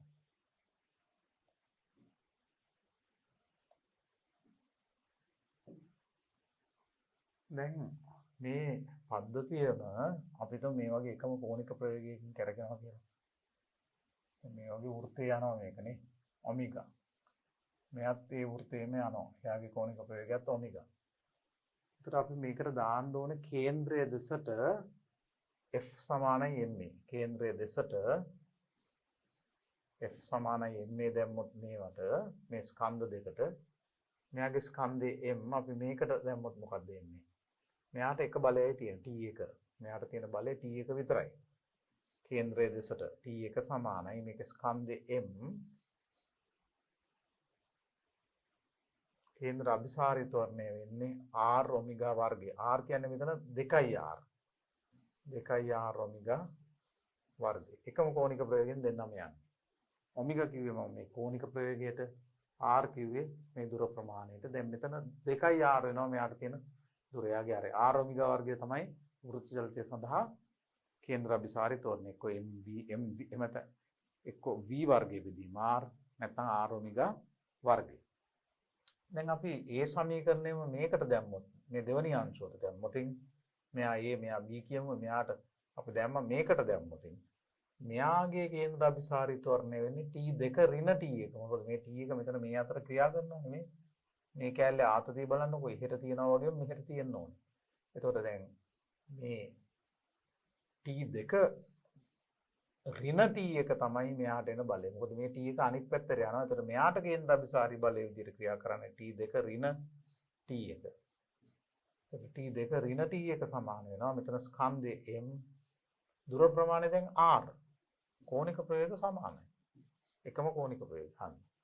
ඒතර මෙතන 2 mr ඔමෙගා වර්ගය, මෙතන mr ඔමෙගා වර්ගය. දැන් මොකද්ද මේකෙන් එන්නේ? අපි මේ දෙක බෙදුවොත් මේක එක මේක දෙක කියලා මේ පළවෙනි එක දෙවෙනි එකෙන් දෙවෙනි එක පළවෙනි එකෙන් බෙදන්න පුළුවන් අපිට. අපි දෙවෙනි එක පළවෙනි එකෙන් බෙදමු. දෙවෙනි එක පළවෙනි එකෙන් බෙදුවොත් T2 ඍණ T1 බෙදීම T1 වම් පැත්තේ ඉන්නේ. T2 ඍණ T1 T2 ඍණ T1 බෙදීම T1. දෙවෙනි එක පළවෙනි එකෙන් බෙදන්නේ mr ඔමෙගා වර්ග කැපිලා ගියාම එක බෙදීම 2 භාගයයි කියලා කියන්නේ. භාගයයි කියලා කියන්නේ. අපි හරස් වැඩි කරොත් වෙනවා 2t2 මම එම නිසා ඒවා දාන්නේ නැහැ කෙටි ප්‍රශ්න නිසා 2t2 ඍණ 2t1 කියන්නේ t1යි කියලා එනවා හරස් වැඩි කරපුවා. එතකොට අපිට මේකෙන් මොකක්ද එන්නේ 2t2 සමාන මේක අනිත් පැත්තට ගෙනියන්න 3t මේක 2t1 ධන වෙනවානේ. ඒතර 2t2 කියන්නේ මේ පැත්තට ගියාම මේකට එකතු වෙනවා 3t1 වෙනවා. එතකොට මේ t1යි මේ 2t1යි 3t1. එහෙනම් අපෙන් අහන්නේ මේ සම්බන්ධය t2 උක්ත කරොත් t2 කියන්නේ මොකද්ද? 3 බෙදීම 2යි t1 කියන උත්තරේ එන්න ඕනේ. 3 බෙදීම 2යි t1 කියන උත්තරයක් එන්න ඕනේ. t2 කියන්නේ 3 බෙදීම 4 උත්තරේ. මෙන්න මේකයි උත්තරේ. ඊළඟ ප්‍රශ්නේ බලමු. 68 ස්කන්ධයේ කැපිටල් M උද අරය කැපිටල් R උද ඒකාකාර වෘත්තාකාර තැටියක්. එතකොට දැන් මෙන්න මෙහෙම වෘත්තාකාර තැටියක් තියෙන ගැටලුව තේරුම් ගන්න බලන්න. මෙහෙම වෘත්තාකාර තැටියක් තියෙනවා. මේක අරය කැපිටල් R ස්කන්ධය කැපිටල් M. අරය කැපිටල් R ස්කන්ධය කැපිටල් M. එතකොට මේක මේ මැද්දෙන් යන ඊට ලම්බක අක්ෂයක් වටා භ්‍රමණය වෙනවා. මේ වගේ.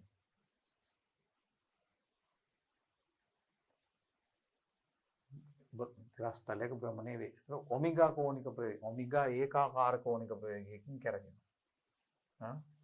ඔමෙගා ඒකාකාර කෝණික ප්‍රවේගයෙන් කරගෙනවා. දැන් කොහොම තියෙද්දී මේක උඩ මේ මැටි ගුලියක් තියෙනවා කිසිම ව්‍යවර්තයක් ඇති නොවන විදිහට මේ කියන විදිහට මේ බලන්නකො. ස්කන්ධයේ M බෙදීම 8ක් වූ මැටි ගුලියක් තැටියේ ධාරය මත හිමින් තියෙනවා. ඒතකොට මෙහෙම හිමින් මේක උඩ තියනවා කියන්නේ ස්පර්ශකව තැටියට බලයක් එන්නේ නැහැ, ව්‍යවර්තයක් එන්නේ නැහැ. අසමතුලිත ව්‍යවර්තයක් එන්නේ නැති හින්දා මැටි ගුලිය තියන්න පෙර පද්ධතියේ ගම්මිතාවය කෝණික ගම්මිතාවය මැටි ගුලිය තිබ්බට පස්සේ පද්ධතියේ කෝණික ගම්මිතාවයට සමාන වෙනවා. දැන් මේ මැටි ගුලිය මෙතන තිබ්බා කියමුකෝ. මේකේ ස්කන්ධය M බෙදීම 8යි. මේ තැටිය කැපිටල් M. මෙයාගේ ස්කන්ධය M බෙදීම 8යි. දැන් මේක තියන්න පෙර තැටියේ ගම්මිතාවයේ භාගයයි mr වර්ගය. මේ අංශුව තිබ්බම පද්ධතියේ ගම්මිතාවය ගන්න තැටියේ ගම්මිතාවයට මෙයාගෙන් එන mr වර්ගය එකතු කරන්න. m කියන්නේ ඉතින් m බෙදීම 8යි. දුර ප්‍රමාණය r. ඒක m බෙදීම 8යි r වර්ගය කියන අලුත් ගම්ම අවස්ථිති ගූර්ණ කොටසක් මේකට එකතු වෙනවා. අන්න එහෙම අවස්ථිති ගූර්ණ වෙනස් වෙනවා. ඒතකොට දැන් බලමුකෝ දැන්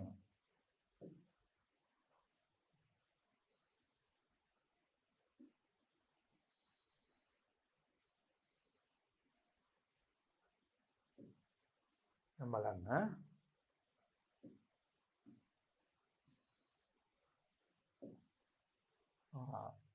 දැන් මොකද්ද මැටිකුලිය තියන්න ඉස්සෙල්ලා මෙයාගේ කෝණික ගම්‍යතාවය. තැටියේ කෝණික ගම්‍යතාවය කියන්නේ ඒතර මුලින් i1 නම් i1 ඔමෙගා 1 සමාන වෙන්න ඕනේ මැටිකුලිය තිබ්බට පස්සේ i2 ඔමෙගා 2ට අසමතුලිත වර්තය දෙන්නේ නැහැ මැටිකුලිය තැබීමේ ක්‍රියාවේදී. ඒ නිසා මැටිකුලිය තියන්න පෙර ගම්‍යතාව පසු ගම්‍යතාවට සමානයි. කෝණික ගම්‍යතාව. හා එතකොට i1 කියන්නේ මොකද්ද? මැටිකුලිය තියන්න ඉස්සෙල්ලා තැටියේ ගම්‍යතාවය භාගයයි mr වර්ග දීලා තියෙනවා. භාගයයි mr වර්ගය. ආරම්භක ගම්‍යතාවය. ඒතර ඔමෙගා 1 නම් යා මුලින් කියන ඔමෙගා කියලා. මුලින් කෝණික ප්‍රවේගය ඔමෙගා. ඔන්න මුලින් කෝණික ගම්‍යතාව. දැන් මැටිකුලිය තිබ්බට පස්සේ එයාගෙන් සාධකයක් එකතු වෙනවා මේකට. මොකද්ද? භාගයයි mr වර්ගය කියන පැටිය තනියම තිබියදී තිබුණු ගම්‍යතාවයට අලුතෙන් මේ mr වර්ගය එකතු වෙනවා. එතන බෙදීම 8යි r වර්ගය කියන මෙන්න මේ අලුතෙන් තියපු අංශුවේ mr වර්ගය තැටියේ mr වර්ග වල එකතුවට එකතු වෙනවා. මේ තියෙන තැටියේ සියලු අංශුන්ගේ mr වර්ග වල එකතුව. ඒක අපි එකපාර දන්නවා. මේකෙන් එන අලුතෙන් එන මේ අංශයේ mr වර්ගය අපි එකතු කරනවා. m බෙදීම 8යි r. මෙන්න අලුත් i2 මේකයි. එතකොට අලුත් කෝණික ප්‍රවේගය ඔමෙගා ඩෑෂ් මැටිකුලිය තිබ්බට පස්සේ කෝණික ප්‍රවේගය ඔමෙගා ඩෑෂ් නම් ඔන්න ඕක මෙතනින් එන්න ඕන උත්තරේ. එතකොට මෙතනින් මේ m එළියට ගත්තොත් r වර්ගයත් එළියට ගත්තොත් මේ mr වර්ගය අපිට බෙදලා දාන්න පුළුවන්. මෙතනත් mr වර්ගය මෙතනින් mr වර්ගය එළියට ගන්නවා කියලා හිතන්න. ඒතර කැපිලා යනවා. එතන ඉන්න ඔමෙගා බෙදීම 2. එම නිසා ඔමෙගා බෙදීම 2 සමානයි. මෙතන ඉතුරු වෙන්නේ මොකද්ද? 2න් 1 ධන 8න් 1. 2න් 1 ධන 8න් 1. එතකොට අපි 8න් ගත්තොත් දෙවරක් 4යි 8න් 1යි. වාරයක් ඔමෙගා ඩෑෂ්. එහෙනම් මොකද්ද ඔමෙගා ඩෑෂ් කියන්නේ? ඔමෙගා ඩෑෂ් කියන්නේ මෙතන 5. මේ 2යි මේ 8යි මෙතන සුළු වෙනවා නේද? හරයනේ. දෙකේම හරය නිසා 4යි. ඔමෙගා ඩෑෂ් කියන්නේ 4යි ඔමෙගා බෙදීම 5. ඔමෙගා ඩෑෂ් කියන්නේ 4යි ඔමෙගා බෙදීම 5. 5න් 4යි ඔමෙගා තමයි අලුත් කෝණික ප්‍රවේගය පද්ධතියේ මැටිකුලිය තිබ්බට පස්සේ. තුන්වෙනි එක උත්තරය කියලා එනවා. බොහොම ලේසියෙන් අපි දැම්මේ මොකද්ද මේ ඒතොර? කෝණික ගම්‍යතා සංස්කෘති මූලධර්ම. 9 ඒකාකාර තුනී කම්බියකින් සාදන ලද ස්කන්ධයේ එම්බු වලල්ලක් ඒ ලක්ෂය තුලින් යන වලල්ලේ තලයට ලම්බක අක්ෂයක් වටා ඒකේ අවස්ථිත ගූර්ණය 2යි mr වර්ගයේ වේ. ස්කන්ධයේ එම්බු වලල්ලක් තියෙනවා අර r වන. ඒකේ අවස්ථිත ගූර්ණය 2යි mr වර්ගය කියලා කියනවා. ඒ කියන්නේ මේකේ ස්කන්ධය 2යියෙන් වෙන්නේ නැති කොහමද අපිට මේ අගේ දීලා තියෙනවානේ. දෙවන රූපයේ තියෙන විදිහට මේක නැවුවොත් එස්සකුරක හැඩයට يعني මේකම මේ ඉතුරු කෑල්ල මේක හරියට දෙකට බෙදෙනවා. ඒ කියන්නේ දෙකට බෙදිලා මේ කෑල්ල මෙතනට එන එක නෙවෙයි. කොහොම මේක අයින් වෙලා කෑල්ල මෙතනට එනවා. දැන් ඔයගොල්ලෝ බලන්න අපි මේකේ mr වර්ග ගත්තොත් මේ කේන්ද්‍රය වටා මේ කෑලි ඔක්කොගම mr වර්ග ගත්තොත් රවුමේ අවස්ථිත ගූර්ණය එන්නේ. රවුමේ අවස්ථිත ගූර්ණය නෙමෙයි මෙතන කියන්නේ ඒ තුලින් යන. මෙන්න මෙතන තුලින් මේ වලල්ලේ අවස්ථිත ගූර්ණය. ඒතර මෙතන ඉඳන් මේ පැත්තට තියෙන මේ හැම අංශුවටම තියෙන අංශුවේ ස්කන්ධයේ දුරවල් වල වර්ගය එකතු කරලා තියෙන්නේ. දැන් ඔයගොල්ලෝ හොඳට බලන්න මේක කපලා මේ විදිහට මේ කෑල්ල මේ පැත්තට දැම්මයි කියලා මේ තියෙන දුරවල් වෙනස් වෙන්නේ නැහැ නේද? දැන් මේ අර්ධ වෘත්තය මෙතන තිබුණා නම් දැන් අන්න ඒක තමයි මෙතන වැදගත් වෙන්නේ. පහුගිය විභාග ප්‍රශ්න පත්‍ර ප්‍රශ්නයක් දැන් ඔයගොල්ලන්ට තේරෙන්න ඕනේ මේ වාගේ මෙතන තිබුණා නම් මෙතන ඉඳලා මේ අංශුන්ට තියෙන දුරවල් ටිකමයි දැනුත් මෙතනලා තියෙන දුරවල් වෙන්නේ. මේ දුරවල් එකක්වත් වෙනස් වෙන්නේ නැහැ. ඒ දුරවල් ටිකමයි තියෙන්නේ. ඒතර දුරවල් වෙනස් වෙන්නේ නැත්නම් ස්කන්ධ වෙනස් වෙන්නේ නැත්නම් ඒ ස්කන්ධ වැඩි කිරීම හැම පුංචි කෑල්ලකම ස්කන්ධයේ දුරේ වර්ගයෙන් වැඩි කරලා අපි ඔක්කොම එකතු කරුවොත් එන උත්තරේ වෙනස් වෙන්න විදියක් නැහැ. එතකොට මේ මුළු රවුම තිබුණත් එකයි ඒ අවස්ථිති ගූර්ණයමයි මෙහෙම කළාට පස්සෙත් මෙතන වටා මේකේ අවස්ථිති ගූර්ණය වෙන්නේ. මොකද අංශු ප්‍රමාණයත් ඒ අංශු වලට තියෙන දුර ප්‍රමාණත් මේක මේ අතර තිබුණා නම් එන එකම තමයි මෙහෙට ගියත් වෙන්නේ. දැන් මේ අතර තිබුණා නම් මේ විදිහට දුරවල් එන්නේ. ඒ දුරවල් ටිකම තමයි එන්නේ. මේ හොඳට බලන්න. ඒ හින්දා මේ රවුම මෙහෙම තියෙද්දී ඒ වටා අවස්ථිති ගූර්ණය 2mr වර්ගය නම් දැනුත් අවස්ථිති ගූර්ණය මේ 2mr වර්ගයම තමයි උත්තරේ 5. ඒක මේ දුරවල් හිතන්න ඕනේ. මෙතන දැන් ගණනය කරන්න බෑ අපිට. නමුත් අපිට පේන්න ඕනේ පැහැදිලිව මානස බුද්ධියෙන් බලනකොට ඇස්සරලා බලනකොට මේ දුරවල්මයි මෙතන මෙහෙම තිබුණත් එන්නේ කියලා. ඒ නිසා සම්පූර්ණ රවුම තිබුණොත් ඒ වටා අවස්ථිති ගූර්ණයම තමයි දැනුත් අවස්ථිති ගූර්ණය කියන එක තමයි එතන පේන්න ඕනේ. බලමු ඊළඟ ප්‍රශ්නේ 70 මේකත් පාස් පේපර්ස් ප්‍රශ්නයක්. වෘත්තාකාර තැටියක හැඩයට ඇති බමර චක්‍ර ආකාරයේ ගිනි කෙලි වර්ගයක් දහනය මගින් ජනනය වන නියත ප්‍රතික්‍රියා බලයකින් ඉසෙඩ් අක්ෂය වටා සුමට තිරස් පොළොවක් මත රූපය දැක්වන පරිදි භ්‍රමණ චලිතයක් සිදු කරයි. ඒතර මේක මේ කැරකෙන ගිනි කෙලි වල තියෙනවා බොහොම සිත් ගන්නාසුළු මේ බඹරයක් වගේ කැරකෙන බඹර චක්‍ර ගිනි කෙලිය. ඒකට ඒකේ දැන් මේකේ මේ මෙතන පත්තු කරපුවාම මෙතනින් වෙඩි බෙහෙත් විදිනවා අහස් කූරක වගේ. අහස් කූරක වෙඩි බෙහෙත් කෙලින්ම විදිනකොට අහස් කූර කෙලින් උඩටනේ යන්නේ. එතකොට දැන් මේ බඹර චක්‍රයේ පත්තු කරපුවාම වෙඩි බෙහෙත් විදිනකොට ස්පර්ශක බලයක් එන්නේ. කෙලින් බලයක් නෙමෙයි. බලන්න. මේකෙන් එන මේකෙන් මේ පැත්තට එනකොට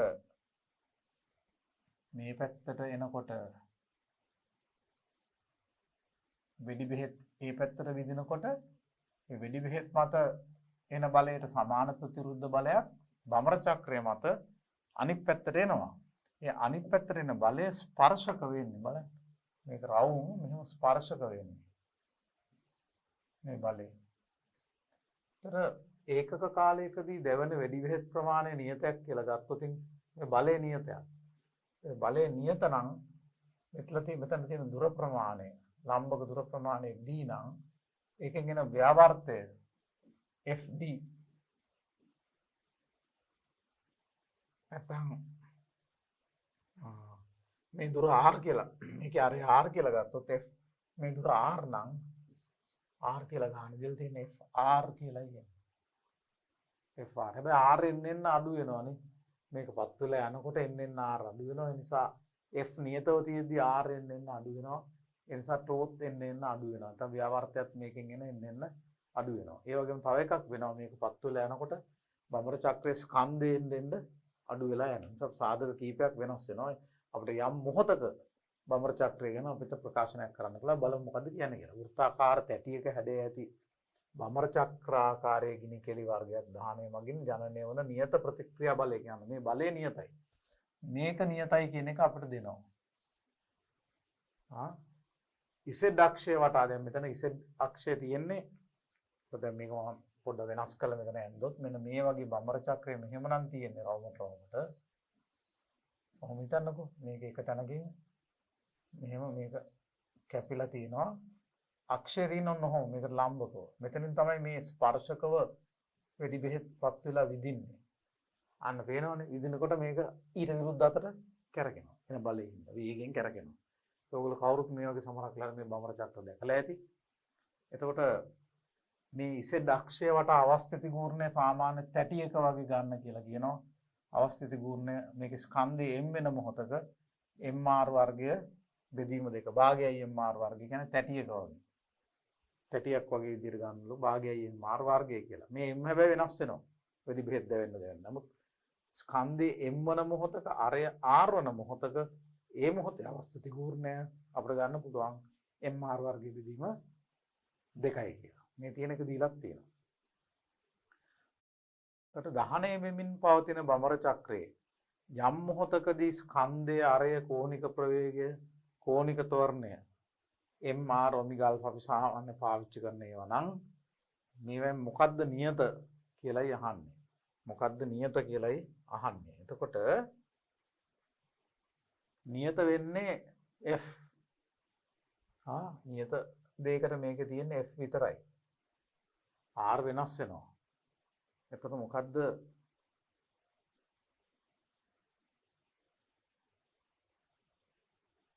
නියතය කියන එකයි බලන්න ඕනේ. ස්කන්ධය r අල්ෆා නියත වේ. දැන් අපි බලමුකෝ මේකේ i තියෙනවා. මේ මොහොතේ මොකද්ද අපි ටෝ කියන්නේ i අල්ෆා කියලා දැම්මු. ටෝ කියන්නේ i අල්ෆා. ව්‍යවර්තය කියන්නේ බලය වැඩි කිරීම දුරනේ. මේක අරය r වන මොහොතක මේ බලය f නම් ටෝ කියන්නේ fr. ඒක සමාන වෙන්න i කියන්නේ mr වර්ගයේ බෙදීම 2 අල්ෆා. mr වර්ගයේ බෙදීම 2යි අල්ෆා. එතකොට මෙන්න ටෝ කියන්නේ i අල්ෆා නම් ඒ මොහොතක ඒ මොහොතේ ටෝ කියන්නේ ඔන්න ඕක එන්නේ. එතකොට f කියන්නේ මොකද්ද? මේ r කැපිලා ගියාම mr අල්ෆා බෙදීම 2. mr අල්ෆා බෙදීම 2. ඉතින් f කියන්නේ නියතයක් නම් mr අල්ෆා බෙදීම mr වර්ගය නෙමෙයි mr අල්ෆා එකාරයක් කැපිලා mr අල්ෆා බෙදීම 2 මේක නියතයක් නම් මේක නියතයක් වෙනවා. 2 කියන්නේ නියතයක්නේ.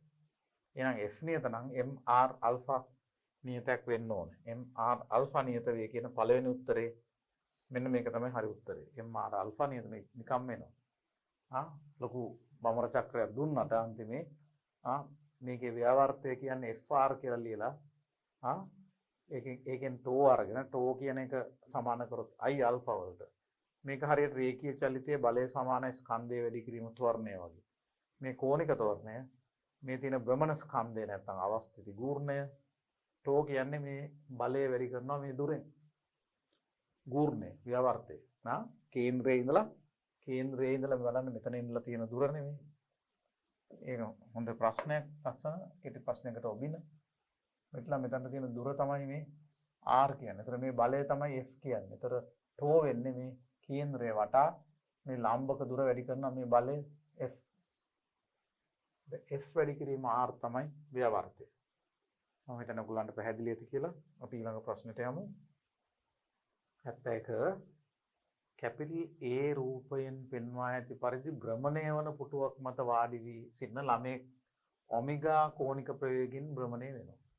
භ්‍රමණ අක්ෂය වටා ළමයා සමග පද්ධතියේ අවස්ථිති ගුණය කිලෝග්‍රෑම් මීටර වර්ග 2යි. මේ ළමයාත් එක්ක මේ පද්ධතියේම අවස්ථිති ගුණය දෙනවා i සමානයි 2යි කියලා. SI ක්‍රමයේ එකක. දැන් එතකොට භ්‍රමණයෙන් සිටින ළමයා B රූප සටහනේ පෙනෙන පරිදි කෝණික ගම්‍යතාවයක් නොමැතිව තලය තිරස් වනසේ සිරස්ව පහළට වැටෙන ස්කන්ධයේ කිලෝ 4ක් වන විස්කම්භයේ මීටරයක් වූ තුනී R වලල්ලක් අල්ලා ගනී. දැන් මේ ළමයා මේකේ මේ ඔමෙගා ප්‍රවේගයකින් මේ භ්‍රමණය වන පුටුවේ කැරකෙන පුටුවක වාඩිලා ළමයා කැරකෙමින් ඉන්නවා. කැරකෙමින් ඉන්නේ කිසියම් කෝණික ප්‍රවේගයෙන් මේ ඔමෙගා කියලා දාලා තියෙන ඔමෙගා කියන කෝණික ප්‍රවේගයකින් කැරකෙමින් ඉන්නවා. ඔහොම කැරකෙමින් ඉන්නකොට ඒ වේගය නියතව තියෙන්න ඕනේ වෙන බාහිර ව්‍යවර්ත මොකුත් යෙදුනේ නැත්නම් ඊට සුමට නම් භ්‍රමණ ඔමෙගා නියතව තියෙනවා. ඔහොම තියෙද්දී යාට පේනවද ඔයගලන්ට පේනවද යාට හරියටම තිරස් වලල්ලක් උඩ ඉඳලා වැටෙනවා. ඒ උඩ ඉඳලා සිරස්ව වැටෙන්නේ තිරස් තලයක තියෙන වලල්ලක්. වලල්ල කැරකෙන්නේ නැහැ. කියන්නේ වලල්ලට මොකුත් කෝණික ගම්‍යතාවයක් නැහැ. ඒ වලල්ල ආපු ගමන් මෙයා මේක අල්ල ගන්නවා. එතකොට මේ වලල්ල අල්ලගත්තෙන් වෙන්නේ මොකද්ද? එකම දෙයයි වෙන්නේ එයාගේ අවස්ථිතිය මේ පද්ධතියේ අවස්ථිතිය වැඩි වෙනවා. ඒ කියන්නේ මේ i දෙකට මේකෙන් කියනවානේ මේකේ ස්කන්ධය කිලෝ 4යි මේ වලල්ලේ ස්කන්ධය කිලෝ 4යි. වලල්ලේ අරය කැපිටල් R කියන්නේ වලල්ල විස්කම්බේ මීටරයක් වූ විස්කම්බේ මීටරය ඒක මතක තියාගන්න විස්කම්බේ මීටරය මොන වලල්ලක් තමයි මෙහෙම වැටෙන්නේ මේක තමයි අල්ලගන්නේ ළමයා හරිනේ එතකොට මොකද්ද මේ වලල්ලේ R කිව්වොත් වලල්ලේ අවස්ථිති කූර්ණය මොකද්ද අයි R කිව්වොත් මේ ළමයා ඇතුළු පද්ධතිය දෙකයි වලල්ලේ අවස්ථිති කූර්ණය ගත්තොත් එන්නේ වලල්ලේ මේක නිකම්ම වලල්ලක් වුණාම MR වර්ගයනේ හැම අංශුවක්ම තියෙන එකම R දුරින්නේ එතකොට ඔක්කොම MR වර්ග එකතු කරපුවම ඉන්නේ මුළු වලල්ලේ ස්කන්ධය වැඩි කිරීම R වර්ගය. ඒක වලල්ලක අවස්ථිත ගූර්ණය මතක තියාගන්න MR වර්ගය. මෙහෙමයි එන්නේ වලල්ලක අවස්ථිත ගූර්ණය. මෙතන M කිලෝ 4යි. කිලෝ 4යි R වර්ගය. අරය මීටර භාගයයි. તો භාගය වර්ගය 4න් එකයි. භාගය වර්ගය R වර්ගය R මීටරේ නෙමෙයි විස්කම්බේන මීටරේ අරය මීටර භාගය. ඒකේ වර්ගය. එතකොට මේක 1යි කියලා එනවා. එතකොට ළමයා මෙහෙම කැරකෙමින් ඉන්නකොට ළමයාට තිබුණා පද්ධතිය පුටු ඔක්කොමත් එක්ක දෙකක අවස්ථිත ගූර්ණයක්. වලල්ල අල්ලගත්ත ගමන් අවස්ථිත ගූර්ණයට එකතු වෙනවා තව එකක අවස්ථිත ගූර්ණයක්. එතකොට අලුත් අවස්ථිත ගූර්ණය කීයද? 2යි 1යි 3යි. SI ක්‍රමයේ එක වලින් 3ක් වෙනවා. දැන් මේ වලල්ල අල්ලා ගැනීම නිසා ළමයාගේ කෝණික ගම්‍යතාවය වෙනස් වෙන්නේ නැහැ. මොකද්ද මේ කෝණික ගම්‍යතා සංස්කෘතික මූල ධර්මය. ඇයි? වලල්ල සිරස්වනේ වැටෙන්නේ. සිරස් බලයක් ආවට ස්පර්ශකව කිසි බලයක් එන්නේ නැහැ. වලල්ලට භ්‍රමණ දිශාවට. ඒ නිසා ව්‍යවර්තයක් බාහිරින් යෙදෙන්නේ නැහැ. ඒතර බාහිරින් ව්‍යවර්තයක් යෙදෙන්නේ නැත්තම් මේක අල්ලගන්න පෙර කෝණික ගම්‍යතාවය අල්ලගත්තට පසු කෝණික ගම්‍යතාවට සමාන වෙනවා. අල්ලගන්න පෙර කෝණික ගම්‍යතාව මොකද්ද? I ඔමෙගා. I ඔමෙගා 1 ආරම්භයේ I වෙන්නේ 2යි. ආරම්භක කෝණික ප්‍රවේගය ඔමෙගා. අලුත් අවස්ථිත ගූර්ණය 3යි. අලුත් අවස්ථිත ගූර්ණය 3යි. අලුත් කෝණික ප්‍රවේගය ඔමෙගා ඩෑෂ්. ඒතර අලුත් කෝණික ගම්‍යතාව වෙන්නේ අවස්ථිත ගූර්ණය වැඩි කිරීම අලුත් කෝණික ප්‍රවේගය.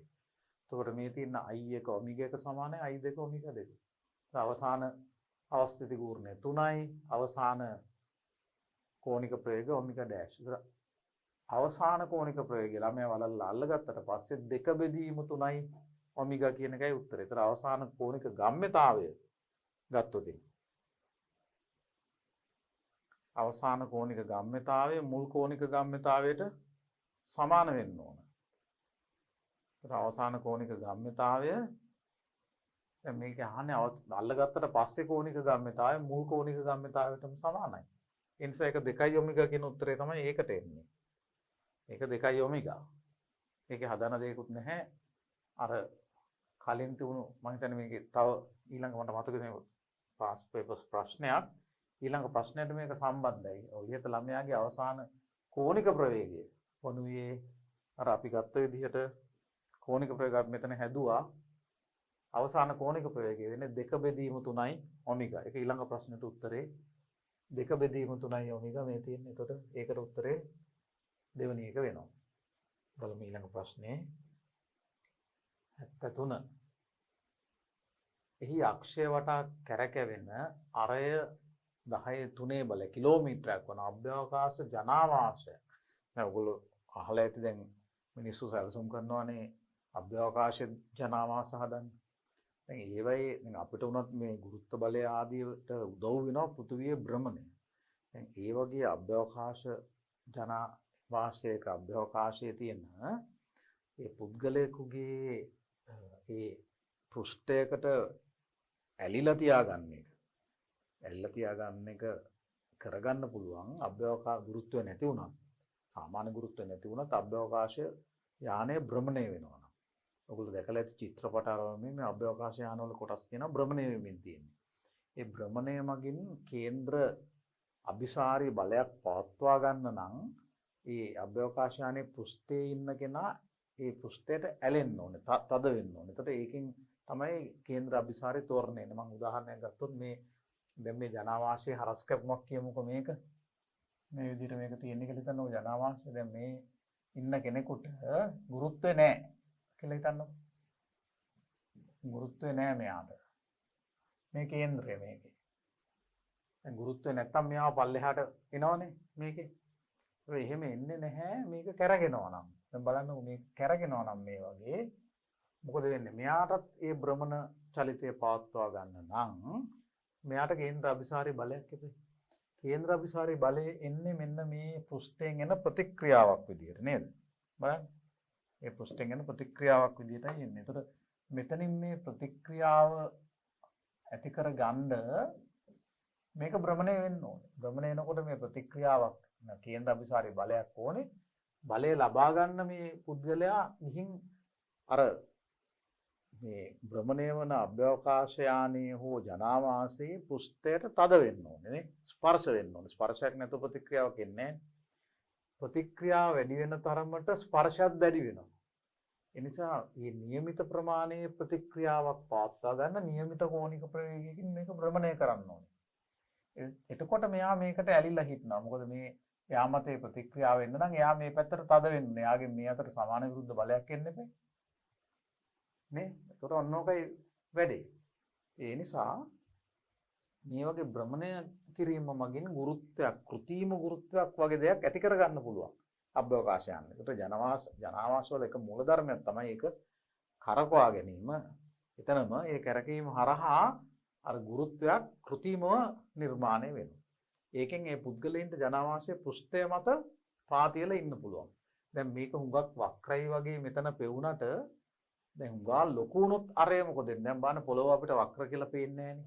ඇයි වක්‍ර වුණත් වක්‍රයි කියලා පේන්නේ නැත්තේ බැලුවානේ. පොළොව සමතලයි කියලා තමයි හිතුවේ නේ? ඇයි එහෙම හිතෙන්නේ? අරය හුඟක් ලොකුයිනේ. පොළොවේ අරය කිලෝමීටර් 6400ක් විතර වෙනවා. ඒකට හුඟා අරය වැඩි වෙන්න වක්‍ර බව අඩු වෙනවා පෘෂ්ඨේ. ටික ටික වක්‍ර වෙන්නේ. ගොඩාක් දුරට යනකොට තමයි වක්‍ර වෙන්නේ. ඉතින් ඒ හින්දා ඔයගලන්ට පේනවා දැන් මේකෙත් අරය කිලෝමීටරයක් වුණොත් එහෙම සෑහෙන්න වක්‍ර බව අඩුයි. අරය වැඩි වක්‍ර බව අඩුයි. එතකොට මේ අරය කිලෝමීටරයක් වෙන එකේ පෘෂ්ඨයේ ඉන්න කෙනාට එයාව පෘෂ්ඨයට තද වෙලා ඇලිලා වගේ දැනෙනවා නම් එයාට හිතෙන්නේ ගුරුත්වයක් තියෙනවා කියලායි. එයාට මේක ඉතින් ඇවිදගෙන එහෙම කරලා යන්න පුළුවන්. අන්න ඒකයි වෙන්නේ. ඒක තමයි ගුරුත්වය නැත්තම් මේ බලය ඇති කරගන්න ක්‍රමය. ඒතර අභ්‍යවකාශ ජනවාසයේ බිම සිටගෙන සිටින ගගනගාමියෙකුගේ පාද මතට දැනෙන තෙරපුම පෘථුවිය මතදී ඔහුගේ බරට සමාන වීම සඳහා අභ්‍යවකාශ ජනාවාසයේ භ්‍රමණය විය යුතු කෝණික වේගය අහන්නේ. අන්න. එතකොට මේ r සමාන වෙන්න ඕනේ මෙයාගේ බරට mg වලට. r සමානයි mg වෙන්න ඕනේ. එතකොට මේ කේන්ද්‍රයේ දෙසට f සමානයි m දැම්මොතින් මේක සමාන වෙන්න ඕනේ m මේකේ අරය r නම් අරය 10 3 බලය. mr ඔමෙගා වර්ගය mg සමානයි m r 10 3 බලය ඔමෙගා වර්ගය. මොමනේ එන්නේ? ඕකයි වෙන්නේ ඔච්චරයි. ඒතර ඔමෙගා කොච්චරද කියලා යහන්නේ. ඒතර මේ m කැපිලා යනවා. m කැපිලා යනවා. ගුරුත්ව ත්වරණය 10 කියලා දැම්මොත් අපිට එනවා ඔමෙගා වර්ගය සමානයි ඔමෙගා වර්ගය සමානයි මෙතන g කියන්නේ 10 කියලා ගන්න. එතකොට 10 ඝනය 10ත් එක්ක සුළු වුණාම 10 වර්ගයක් එනවා. ඒත් ඔමෙගා වර්ගය වෙන්නේ දැන් එතකොට කීයද? ඔමෙගා වර්ගය කියන්නේ 1 බෙදීම 10 වර්ගය. 1 බෙදීම 10 වර්ගය. now ඔමෙගා කියන්නේ 10න් 1යි. 10න් 1යි. ඔමෙගා කියන්නේ 10න් 1යි. හුඟක් ලස්සන ප්‍රශ්නයක්. එතකොට එහෙනම් මේක කරකවන්න ඕන කීයද? තප්පරයකට රේඩියන් 10න් එකක නැත්නම් රේඩියන් දශම එකක තප්පරයට රේඩියන් දශම එකක ප්‍රවේගයෙන් කරකැවුවා නම් හරියට මෙයාට එන මේ තෙරපුම් බලය අර අභ්‍යවකාශ මේ ජනාවාසයේ පෘෂ්ඨයෙන් පොළවෙන් එන බලය යාට දැනෙන්නේ යාගේ බරට පෘථුවියේදී බරට සමානයි කියලා. ඒ කියන්නේ mg ට සමානයි. ඒ කියන්නේ අපි කර mg සමාන කරා mr ඔමෙගා වර්ගයට. එතකොට මේ බලය කියන්නේ ස්කන්ධය වැඩි කිරීම කේන්ද්‍ර අභිසාරී ත්වරණය r ඔමෙගා වර්ගය කියලායි දැම්මේ. ඔමෙගා වර්ගය 100න් එකක් එනවා. ඔමෙගා 10න් එකක් නැත්නම් දශම එකක් පවත්වා ගත්තොත් පොඩි කෝණික ප්‍රවේගයක් පවත්වා ගැනීමෙන් අර ජනාවාසයේ ඉන්න පුද්ගලයාට පෘථුවිය බරට සමාන බරක් තියෙනවා වගේ ඒක ඇතුලේ හැඟීමක් දෙන්නත් පුළුවන්.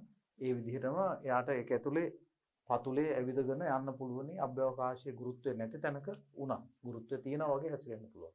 යානේ භ්‍රමණය කරගෙන. 74 ස්කන්ධය සිම්පල් M වන කුඩා වස්තුවක් L දිග ඇති නූලකින් එල්ලා රූපේ දැක්වෙන ආකාරයට මේ එතකොට කෝණික අවලම්බයක් නේ ආපහු තියෙන්නේ. වාතය ප්‍රතිරෝධය ගණන් ගන්න බැයි නම් මේකේ වේගය අහන්නේ.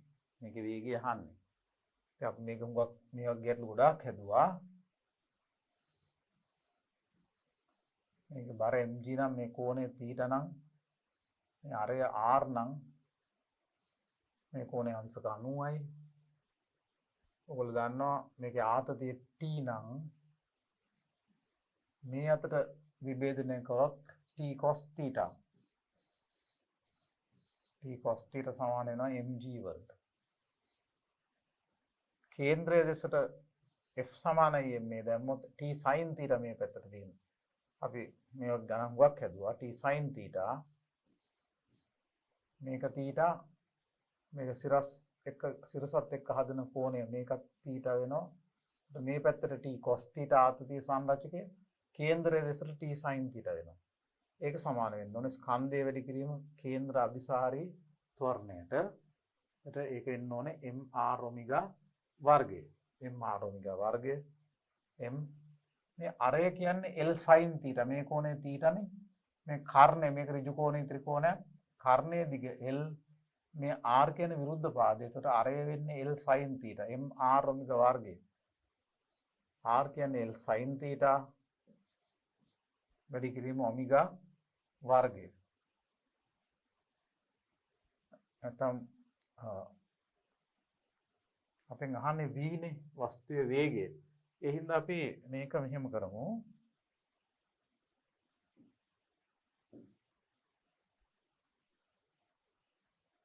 අපි m කේන්ද්‍ර අභිසාරී තොරණේ v වර්ගයේ බෙදීම r කියලා දාමු. මොකද මේ v අහන්නේ වස්තුවේ වේගයනේ අහන්නේ මේකේ v අහන්නේ. m v වර්ගයේ බෙදීම r. r කියන එක ආපහු අර වගේ අපි L sin θ කියලා ලියමු. L sin θ කියලා ලියමු. දැන් අපි මේ මෙතන අපි පළවෙනි එක දෙවෙනි එකෙන් බෙදුවොත් t කැපිලා යනවා. ඒතර අපිට එනවා sin θ පළවෙනි එක දෙවෙනි එකෙන් බෙදමු cos θ බෙදීම sin θ. මම මෙහෙම තියන්නම්. cos θ බෙදීම sin θ m කැපිලා යනවා. m කැපිලා යනවා. gl sin θ මේ L sin θ උඩට යනවා. මේකෙන් මේක බෙදෙනකොට දැන් ඒ වගේ ගණිතයක් අපිට මේක බලලා කරගන්න පුළුවන් වෙනවා. කෙටි ප්‍රශ්නයක් නේ. මේකෙන් මේක බෙදෙනකොට මේක උඩට යනවා. m කැපිලා යනවා බෙදෙනකොට. m කැපිලා ගියාම එන්නේ මොකද්ද? මේ g මෙතන තියෙනවා L sin θ උඩට යනවා. යට ඉතුරු වෙනවා v වර්ගය. මොහොම දැන් ඒ අනුව අපිට මෙතනින් v හොයාගන්න පුළුවනි. sin θ cos θ ප්‍රකාශනයක් විදිහට v වර්ගය කියන්නේ මොකද්ද? v වර්ගය කියන්නේ gl v වර්ගය සමානයි. මෙතනට ගෙනලා මේ අනිත් පැත්තට ගෙනියන්න.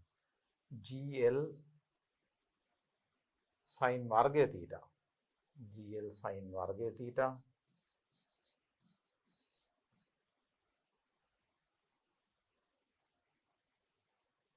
බෙදීම gl sin වර්ගය θ බෙදීම cos θ නේ. මේ cos θ පල්ලෙහාට යන gl sin වර්ගය θ බෙදීම cos θ. එහෙනම් v කියන්නේ දැන් මෙහෙම බෙදීමක් තියෙන උත්තරයක් නැහැ. බෙදීමක් තියෙන උත්තරයක් නැහැ. ඒ හින්දා අපි මේක මෙහෙම පොඩ්ඩක් හදාගමු. tan θ තියෙන උත්තරයක් තියෙනවා මේ. tan θ තියෙන උත්තර තියෙන හින්දා මෙතන sin වර්ගය θ බෙදීම cos θ එකේ එක sin θ බෙදීම cos θ එකක්. sin වර්ගය θ වලින් එක sin θ එකක් ගන්න. එතකොට ඒ sin θ බෙදීම cos θ කියන එක tan θ කියලා දාන්න පුළුවන්. මෙන්න මේකයි මම මේ කියන්නේ. gl මේක සමානයි gl sin වර්ගය θ කියන්නේ sin θ වැඩි කිරීම sin θ නේ. sin θ වැඩි කිරීම sin θ sin වර්ගය θ කියන්නේ. ඒක බෙදනවා cos θ වලින් නේ. දැන් මෙතන sin θ බෙදීම cos θ අපිට ගන්න පුළුවන් tan θ කියලා. එතකොට GL මේක tan θ. tan θ sin θ. sin θ වැඩි කිරීම tan θ කියලා ගන්න පුළුවන් v වර්ගය. එහෙනම් v වර්ගය කියන්නේ එහෙම ගත්තොත් v කියන්නේ මේකේ වර්ගමූලය. එතකොට GL sin θ tan θ වල වර්ගමූලය. ඉතින් දැන් මේ ගණිතය කියලා අපි අතාරින්න නරකයි. මම ඔයගලන්ට පැහැදිලිව මේවා කියලා දීලා තියෙනවා. sin θ බෙදීම cos θ කියන්නේ tan θ කියන එක බලන්න යාන්ත්‍ර විද්‍යාව මුල. ඒ ගණිතය ඕනේ. දැන් මේ පසුගිය විභාග ප්‍රශ්න පත්‍ර කෙටි ප්‍රශ්න මේ අවුරුද්ද විතර දාලා නැති වුණාට. ඒකට ඒක හදාගන්න මේ යම් තරමකට අර ත්‍රිකෝණමිතික කරුණු දැනගන්න ඕන. ඒතර මේකේ වර්ගමූලය තමයි මේ v වර්ගයනේ. v කියන්නේ මේකේ වර්ගමූලය. අපිට බොහොම ලේසියෙන් මේ උත්තරේ ආවා. අපි ඊළඟ බහුවර්ණ ප්‍රශ්න බලමු. මේක 75 මේක ඇත්තටම ප්‍රායෝගිකව වෙන්න පුළුවන් දෙයක් පිළිබඳ ප්‍රශ්නයක් තියෙන පසුගිය විභාග ප්‍රශ්න පත්‍ර ප්‍රශ්නයක්.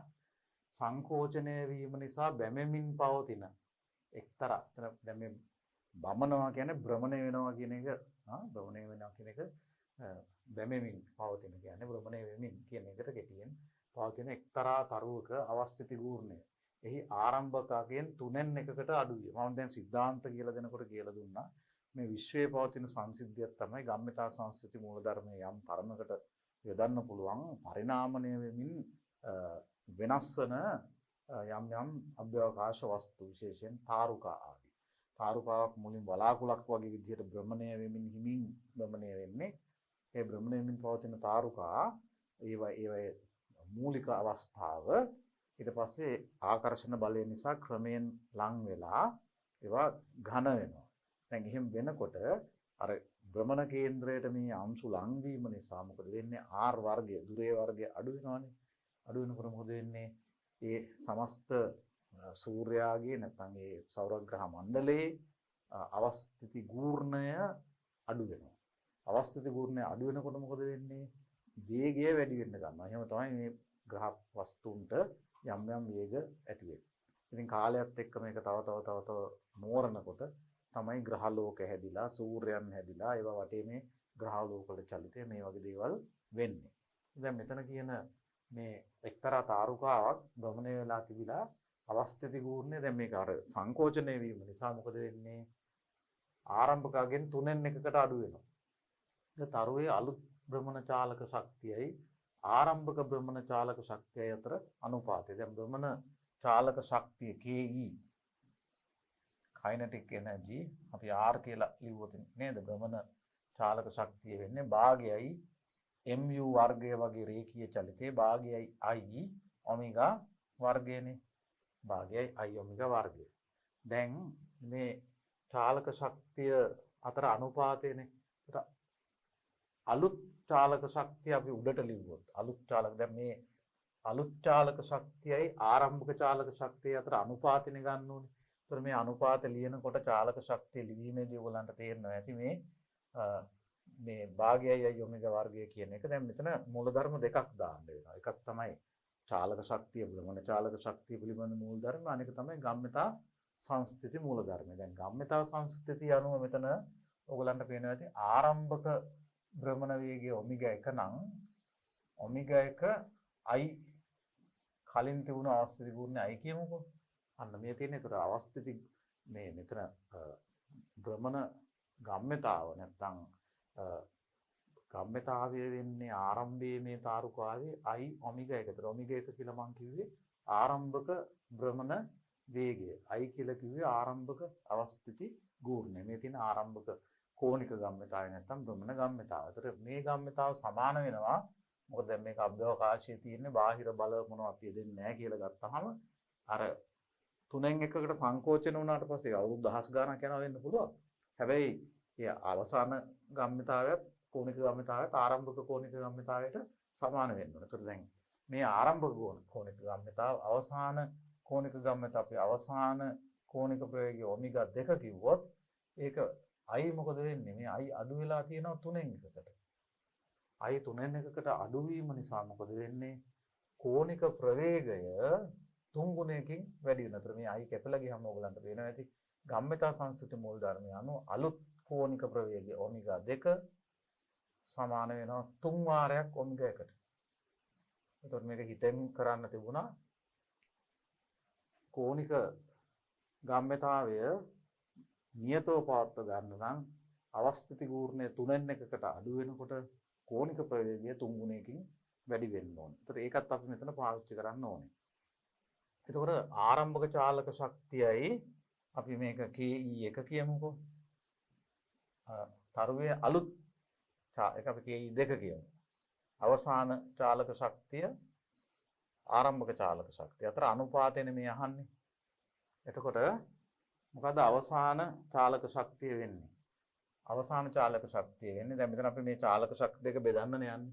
ඉතින් කෙටි ප්‍රශ්නයකින්ද පේන්න ඕනේ මේ භාගය කැපිලා යනවා. දෙකේම මෙතනත් භාගයක් එනවා මෙතනත් භාගයක් එනවා මම භාගෙ නොලිය ඉන්නවා. එතකොට දැන් මෙතන අලුත් i ලියන්න ඕනේ. අලුත් i වෙන්නේ i බෙදීම 3යි. i බෙදීම 3යි. මොකද අලුත් අවස්ථිති ගූර්ණය 3න් එකකට අඩු වෙනවනේ. එතකොට අලුත් අවස්ථිති ගූර්ණය වෙන්නේ i බෙදීම 3. අලුත් කෝණික ප්‍රවේගය කලින් කෝණික ප්‍රවේගය වගේ 3 ගුණයක් වෙනවා. එතකොට 3i ඔමෙගා වර්ගය එන්නේ. 3i ඔමෙගා වර්ගය. මේ තියෙන්නේ අලුත් චාලක ශක්තිය නිරූපණය කරන සාධකයේ භාගය විතරයි මෙතන අඩු භාගයයි i ඔමෙගා වර්ගය. මේක බෙදෙන්න ඕන මොකෙන්ද? මේක බෙදන්න ඕනේ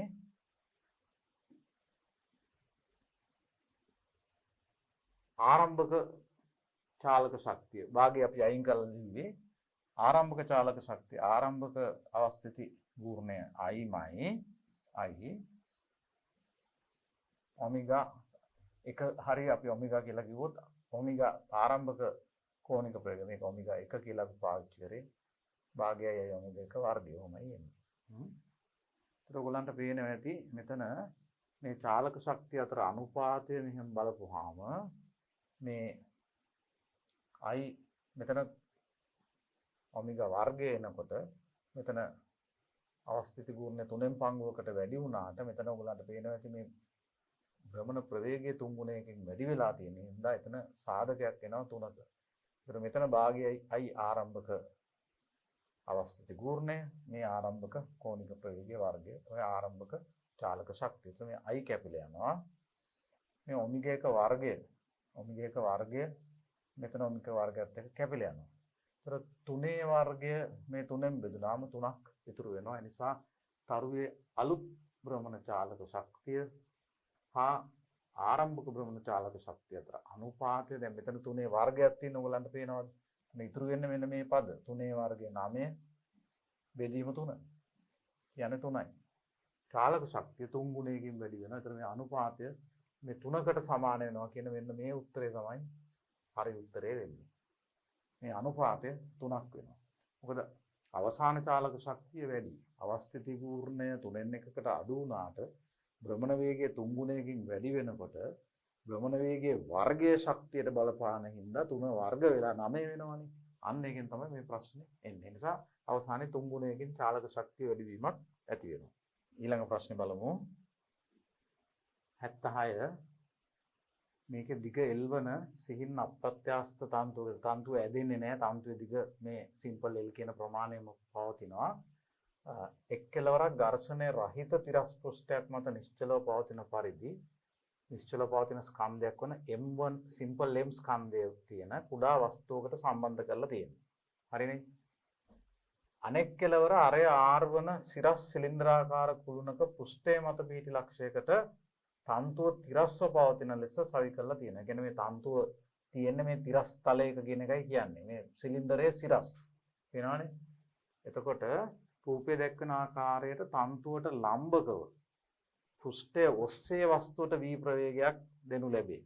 වස්තුව කුළුණේ වදින විට කුළුණෙහි අක්ෂය වටා එහි කෝණික ප්‍රවේගය. දැන් මෙතන රූපයේ පොඩි ප්‍රශ්නයක් තියෙනවා. මෙන්න මේ තන්තුව ඇත්තටම එන්න ඕනේ මේකේ පෘෂ්ඨයේ ඉඳලා මේ වගේ මේ කේන්ද්‍රයේ හෝ මේ පැත්තේ ඉඳලා නෙවෙයි මේ පෘෂ්ඨයේ ඉඳලා එන්න ඕනේ. ඒ කියන්නේ අපි උඩින් බැලුවොත් මේකේ රූපයක් ඇන්දොත් මෙන්න මේ විදිහටයි තියෙන්නේ. මේ තියෙන සිලින්ඩරය මේකේ අර කැපිටල් R මෙන්න මේ පෘෂ්ඨය මතින් තමයි තන්තුව පටන් ගන්න. තන්තුව පටන් ගන්නෙ මේ පෘෂ්ඨය මතින් මෙන්න මෙතනින්. කියමුකෝ. ඒතර මේක මෙන්න මෙතනින් පටන් ගන්න තන්තුවක් වෙන්න ඕනේ. සිම්පල් M ස්කන්ධය මෙතන තියෙන්නේ. ඒතර අපි උඩින් බැලුවොත් රූපය මෙතනිනුයි පටන් ගන්න මෙන්න මේ විදිහට තන්තුවේ දිග සිම්පල් L තියෙනවා. මෙතන මේ සිම්පල් M ස්කන්ධය තියෙනවා. මේකට V කියන ප්‍රවේගයක් මේ අතට මෙහෙම දෙනවා. දැන් මේ පෘෂ්ඨය සුමටයි බලන්න. ඝර්ෂණේ රහිත පෘෂ්ඨයක් මත තියෙන්නේ. ඒතකොට දැන් මේ වස්තුව මත කිසිම බලයක් යෙදෙන්නේ නැහැ. මේ වස්තුව මත කිසිම බලයක් යෙදෙන්නේ නැහැ. මේකේ මේ ප්‍රවේගය වැඩි කරන්න. එතකොට දැන් මේ ආරම්භයේදී මේකේ කෝණික ප්‍රවේගය වෙන්නේ මෙන්න මේ ලක්ෂය වටා මේක මෙහෙම යන්නේ. මෙහෙම ගිහිල්ලා ඉවරලා මේක වටේ එතිලා ඇවිල්ලා අපි හිතමු මෙන්න මේ විදිහට මේක රවුම ගන්නවා කියලා. රවුම අරගෙන ඇවිල්ලා ඉවරලා මේක වටේ එතිලා මෙතනට ආවා කියලා. මේකේ මේ ඝර්ෂණ රහිත නිසා මේ ප්‍රවේගයේ වෙනසක් එන්නේ නැහැ. V කියන ප්‍රවේගයෙන් මෙතනට එනවා. ඒතර වෙන එකම වෙනස වෙන්නේ මෙන්න මේක කැරකෙන වෘත්තයේ අරය මෙන්න මේ සිම්පල් L ඉඳලා කැපිටල් R දක්වා වෙනස් වෙනවා. එතකොට දැන් මේ ප්‍රවේගයේ V කැරකෙන වෘත්තයේ අරය R උනහම කෝණික ප්‍රවේගය ඔමෙගා වෙන්නේ. ඔමෙගා කියන්නේ V සමානයි R ඔමෙගා. ඔමෙගා කියන්නේ V බෙදීම R. එතකොට මේ ප්‍රවේගයේ V මේ විදිහටම පවතින නිසා P මේක බෙදන්න ඕනේ මේ සිලින්ඩරේ අරෙන්. එතකොට V බෙදීම R කියන එක උත්තරේ මෙන්න මේ දෙවෙනි උත්තරය අපිට ඉතා පහසුවෙන් ගන්න පුළුවන්. බලමු ඊළඟ ප්‍රශ්නේ. අවස්ථිති ගූර්ණයේ මාන. ඒකට අවස්ථිති ගූර්ණය වෙන්නේ ඔයගලන්ට මතක ඇති I. අවස්ථිති ගූර්ණය කියන්නේ සිග්මා mr වර්ගයනේ. mr වර්ග ඔක්කොගෙම පුංචි අංශ ඔක්කොගෙම වස්තුවේ තියෙන හැම අංශුවකම ස්කන්ධය භ්‍රමණය වන අක්ෂයේ ඉඳලා ඒකට තියෙන දුරේ වර්ගයෙන් වැඩි කරලා ඒ ඔක්කොම එකතු කරොත් අපිට එනවා අවස්ථිති ගූර්ණය සිග්මා mr වර්ගය. ඒතර මේකේ මාන වෙන්න ඕනේ මොකද්ද? ස්කන්ධයේ මාන කැපිටල් M. එතකොට R කියන්නේ දුරක්නේ L. එතකොට ml වර්ගය කියන එකයි පළවෙනි උත්තරය. ඒතර මාන වෙන්නේ ml වර්ගය. ඊටම පහසු ප්‍රශ්නයක්. 78 වෙනි එක බලන්නකෝ. වස්තුවක කෝණික ප්‍රවේගය ඔමෙගා රූපයේ පෙන්වා ඇති අයුරින් කාලය t සමග විචලනය වේ නම් කාලය සමග කෝණික විස්ථාපනය θ අනුරූප විචලනය වඩාත්ම හොඳින් නිරූපණය කරන්න. ඒ කියන්නේ එක අක්ෂයක කාලයක් අනිත් අක්ෂයේ කෝණික ප්‍රවේගයක් ගත්තොත් කාලය සමග මේක කොහොමද වෙනස් වෙන්නේ කියන එක අපෙන් අහනවා. අපිට මේ දැන් මේ අපිට පැහැදිලිව පේනවා ඔමෙගා රේඛීයව වැඩි වෙනවා කාලයත් එක්ක. පේනවද? මේ ප්‍රස්ථාරයෙන් පැහැදිලිව පේනවා කාලය සමග ඔමෙගා වෙනස් වෙන ආකාරය ප්‍රස්ථාරය පෙන්නලා තියෙන්නේ. ඒතර කාලය වැඩි වෙනකොට ඔමෙගා රේඛීයව වැඩි වෙනවා. ඒතර මේක මොන වගේ ප්‍රස්ථාරයක්ද? මේක y සමානයි mx ආකාරයේ මූල අක්ෂය හරහා යන සරල රේඛාවක්. y අක්ෂය ඔමෙගා අරන් තියෙන්නේ. ඒතර ඒක නියතයක් වැඩි කිරීම x අක්ෂය කාලය අරන් තියෙන්නේ. ඒතර කෝණික ප්‍රවේගය මේ කියන වෘත්ත චලිතයේ කෝණික ප්‍රවේගය කාලය සමග රේඛීයව වැඩි වෙනවා. එන්න රේඛීයව වැඩි වෙනවා. කාලය දෙගුණයක් වෙනකොට කෝණික ප්‍රවේගය දෙගුණයක් වෙනවා. කාලය තුන් ගුණයක් වෙනකොට කෝණික ප්‍රවේගය තුන් ගුණයක් වෙනවා. ඒ වගේ කාලය වැඩි වෙන වාර ගන්න අනුව කෝණික ප්‍රවේගයත් රේඛීයව සම්බන්ධතාවයක් ධර්මයෙන් වැඩි වෙන එකයි වෙන්නේ. ඒතර දැන් අහන්නේ එහෙමනම් කාලය සමග මේ කාලය සමගම භ්‍රමණය වෙන කෝණය කොහොමද වෙනස් වෙන්නේ? θ වෙනස් වෙන්නේ කොහොමද? එතකොට දැන් අපි සමීකරණයක් ගත්තොත් θ සහ මේ ඔමෙගා අතර θ සහ ඔමෙගා අතර දැන් මේ θ කියන එක අපිට එන්නේ අපි සමීකරණයක් ගත්තොත් අපි දන්නවා කෝණික චලිතය සඳහා සමීකරණ අපිට රේඛීය චලිතය සඳහා සමීකරණ වගේම ගන්න පුළුවන්. දැන් මෙතන අපිට දාන්න වෙන්නේ s සමානයි ut ධන භාගයයි at වර්ගය.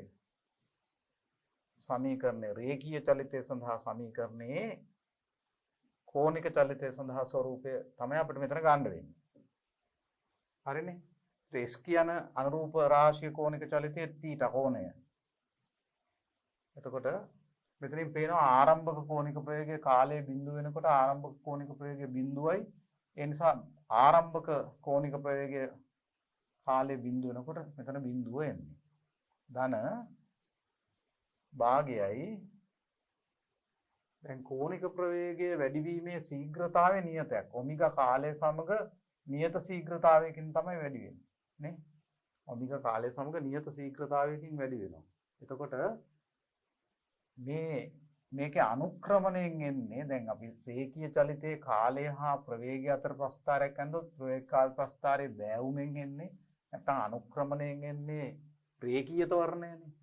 ඒ වගේ කාලය හා කෝණික ප්‍රවේගය අතර ප්‍රස්ථාරය අඳුත් ඒකේ අනුක්‍රමණය. ඒ කියන්නේ මෙන්න මේ m වෙන්නේ එතකොට මේ k කියන නියතය තමයි ඇත්තටම අපි සාමාන්‍යයෙන් අල්ෆා කියන කෝණික ත්වරණය කියන රාශිය තමයි එතනින් පෙන්වන්න හදන්නේ.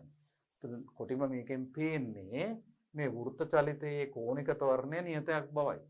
වෘත්ත චලිතයේ ප්‍රවේගය කෝණික ප්‍රවේගය වැඩි වෙන්නේ රේඛීයව. ඒ කියන්නේ කෝණික ත්වරණය නියතයක්. ඒ අනුව මේ නියත කෝණික ත්වරණයක් තමයි මෙන්න මේ නියතය තමයි අල්ෆා කියලා මම දැන් මේ t වර්ගය. ඒ අනුව ඉතා පැහැදිලිව වෙනවා මේ θ හා t අතර ප්‍රස්ථාරය ගත්තාම අපි y අක්ෂයේ එක රාශියක් අරගෙන තියෙනවා. මේ ටික නියතයක්. k x අක්ෂයේ කාලය අරගත්තාම k x වර්ගය. එතකොට අපිට එන්න ඕන පරාවලයක්. පරාවලයක ස්වරූප. මොකද වර්ග සමීකරණයක්නේ අපි සාමාන්‍ය පෙළ පන්තියේ මේ වගේ සමීකරණයක් ආවොත් කොහොමද පරාවලය එන්නේ කියලා ඉගෙනගෙන තියෙනවා. ඒ පරාවලයේ ස්වරූපය තමයි තෝරන්න ඕන. ඔබ දන්නවා දැන් මේ වගේ y සමානයි kx වර්ගය කියන ප්‍රස්ථාරයේ ස්වරූපය මෙන්න මේ විදිය පරාවලයක් එන්නේ. මේ විදිය පරාවලයක් එන්නේ. එතකොට දැන් මේ පරාවලයේ ස්වරූපය අපි අර සාමාන්‍ය පෙළ ඉගෙනගත්ත කරුණු වලින් තමයි හිතා ගන්න වෙන්නේ. මෙන්න මේ විදිය පරාවලයක් කියන්නේ මේක අනිත් පැත්තට නෙමෙයිනේ. කෝණය එන්න බිඳුව එන්නේ නැහැ. කෝණය මේ කෝණික ප්‍රවේගය එන්න වැඩි වෙනකොට කෝණය වැඩි වීමේ ශීඝ්‍රතාවය එන්න වැඩි වෙන්න ඕන. ඒතර θ හා කාලය අතර ප්‍රස්ථාරය මෙන්න මෙහෙම වක්‍රයක් එන්නේ සරල රේඛාවක් නෙමෙයි. මොකද වර්ග සමීකරණයක සම්බන්ධයක් තියෙන නිසා. ඒතර ඒ අනුව උත්තරේ වෙන්නේ මෙන්න මේ පස්වෙනි උත්තරේ මේකද. 79 ඒකාකාර ඝනත්වයක් ඇති A හා B යන තාරකා දෙකකට සමාන අරයන් නැත. B තාරකාවට වඩා දෙගුණයක ස්කන්ධයක් ඇති A තාරකාව B තාරකාවට වඩා 3 ගුණයකින් බැමේ. දැන් බලන්න මේ AB කියන තරු දෙකක ගතිගුණ කීපයක් අපට දෙනවා. එක තරුවක් A අනිත් තරුව B. මොනවද මේ ගතිගුණ? සමාන අරයන් තියෙනවා. මේ තාරකාවේ අරය R නම් මේකේ අරයත් R. සමාන අරයන් තියෙනවා. B තාරකාවට වඩා දෙගුණයක ස්කන්ධයක් ඇති ඒ තාරකාව. එතකොට B ගේ ස්කන්ධය M නම් A ගේ ස්කන්ධය 2යි. B තාරකාවට වඩා දෙගුණයක ස්කන්ධය ඇති ඒ තාරකාව B තාරකාවට වඩා 3 ගුණයකින් බමනවා. බමනවා කියන්නේ භ්‍රමණය වෙනවා නේ. B තාරකාවේ කෝණික ප්‍රවේගය ඔමෙගා නම් මේක 3යි ඔමෙගා. ඒ වගේ 3 ගුණයක කෝණික ප්‍රවේගයෙන් භ්‍රමණය වෙනවා කියන එකයි කියන්නේ. එතකොට A තාරකාවේ කෝණික ගම්‍යතාවයයි B තාරකාවේ කෝණික ගම්‍යතාවය අතර අනුපාතය අපෙන් අහන්නේ. ඉතින් අපි දන්නවා කෝණික ගම්‍යතාවය. කෝණික ගම්‍යතාව කියන්නේ මොකද්ද?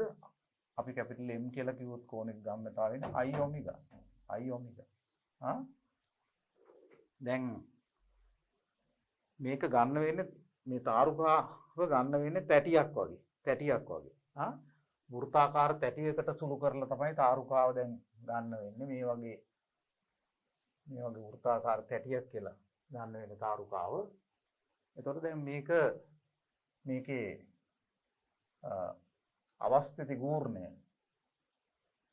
මේක තාරුකා පද්ධතිය තනි තාරුකාවක් නම් අපිට මේක ගෝලයක් කියලා ගන්න පුළුවන්. දැන් මොකක් වුණත් මේ I සඳහා ගන්නකොට එන නියතයක් එනවා. එතකොට මේක තැටියක් වුණොත් තැටියක් විදිහට හිතනවා නම් තාරුකාවේ තියෙන පදාර්ථ ප්‍රමාණය, ඒ කියන්නේ ආරම්භයේ මේක වායුවක් වගේ තියෙනවා නම් ඒතකොට තැටියක් වගේ කියලා ගන්න වෙන්නේ. එතකොට අවස්ථිත ගූර්ණය වෙන්නේ භාගයයි MR වර්ගය. මේක දැන් මේ තාරුකාව පරිණාමණය වෙලා නම් තියෙන්නේ මේක ගෝලයක් විදිහට තමයි ගන්න වෙන්නේ. ගෝලයක් විදිහට ගත්තොත් එහෙම මේ ගෝලයක අවස්ථිති ගූර්ණය වෙන්නේ 2/5යි m r වර්ගය ස්කන්ධය වැඩි කිරීම r වර්ගය. ඔන්න ඔහොමයි එන්නේ. ඒකට ඒ අනුව අපි මේක මොකක් වුණත් මේ තාරුකා දෙකටම එකම නියතේ නෙන්නේ. මෙතනදී ඔයගොල්ලෝන්ට හරියටම හිතා ගන්න බැරි වුණොත් නියතේ මොකක්ද කියලා ඒක ප්‍රශ්නයක් නෑ. මේ නියතේ කැපිලා යන හින්දා. මේ ගැටලුවේදී නියතේ පිළිබඳ ප්‍රශ්නයක් එන්නේ නෑ. එතකොට දැන් අපි මේ කෝණික ගම්මිතා I ඔමෙගානේ. ඒතර පළවෙනි එකේ කෝණික ගම්මිතාව රඳා පවතිනවා නියතයක් වැඩි කිරීම. අපි ඒක නියතයක් කියලාම දාමුකෝ. ඒ තාරුකාවේ කෝණික ගම්මිතාව වෙන මෙයාගේ නියතයක් වැඩි කිරීම m වෙනුවට දාන්න ඕනේ 2m r වර්ගය වැඩි කිරීම 3i ඔමෙගා. මෙන්න ඒකේ කෝණික ගම්මිතාව. ඔමෙගා වෙන්නේ 3i ඔමෙගා. ඒතර ඒක බෙදනවා අපි දී තාරුකාවේ කෝණික ගම්මිතාවය. මේ නියතය ගෝලයක්ද තැටියක්ද මොන හැඩයක් වුණත් යම් නියතයක් නෙන්නේ. මේකේ ස්කන්ධයේ m ස්කන්ධයේ m අරේ r ම. ඒතර r වර්ගයේ හැම වෙනවා. වැඩි කිරීම ඔමෙගා. මේකේ කෝණික ප්‍රවේගය ඔමෙගා විතරයි. ඒතර ඔමෙගා කැපිලා යනවා ඔයගලන්ට පේනවා. mr වර්ගය කැපිලා යනවා. මේ නියතය භාගෙ දැම්මත් පහෙන් දෙක දැම්මත් ඒකත් කැපිලා යනවා. ඒතර ඒ වගේ දේවල් පේනවා. ඒතර යනවා ඉතා පැහැදිලිව පේනවා. මෙතන හරේ ඉතුරු වෙන්නේ 1.96ක් ඉතුරු වෙනවා. ඒ යන අනුපාතය 6යි කියන මෙන්න මේ හතරවෙනි උත්තරේ තමයි හරි උත්තරේ වෙන්නේ. අපි දැන් වෘත්ත චලිතය, භ්‍රමණ චලිතය, දෘಢ වස්තුන්ගේ භ්‍රමණය මේ ඔක්කොම ඇතුළු කරගෙන ඔබට පේනවා ඇති අපි කෙටි ප්‍රශ්න දැන් 79ක් කරලා තියෙනවා. මේක සෑහෙන ප්‍රමාණයක්. මේ කෙටි ප්‍රශ්න වලින් සැලකිය යුතු ප්‍රමාණයක් පහුගිය විභාග ප්‍රශ්න පත්‍රවල ප්‍රශ්න.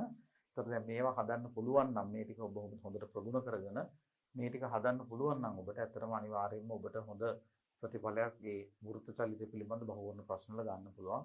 අපි ඊළඟ පාඩමේදී මේ වෘත්ත චලිතය හා දෘಢ වස්තුන්ගේ චලිතය කියන කොටස් දෙකම එකතු කරගෙන ව්‍යුහගත රචනා ප්‍රශ්න කිහිපයක් හා රචනා ප්‍රශ්න කිහිපයක් සාකච්ඡා කරමු.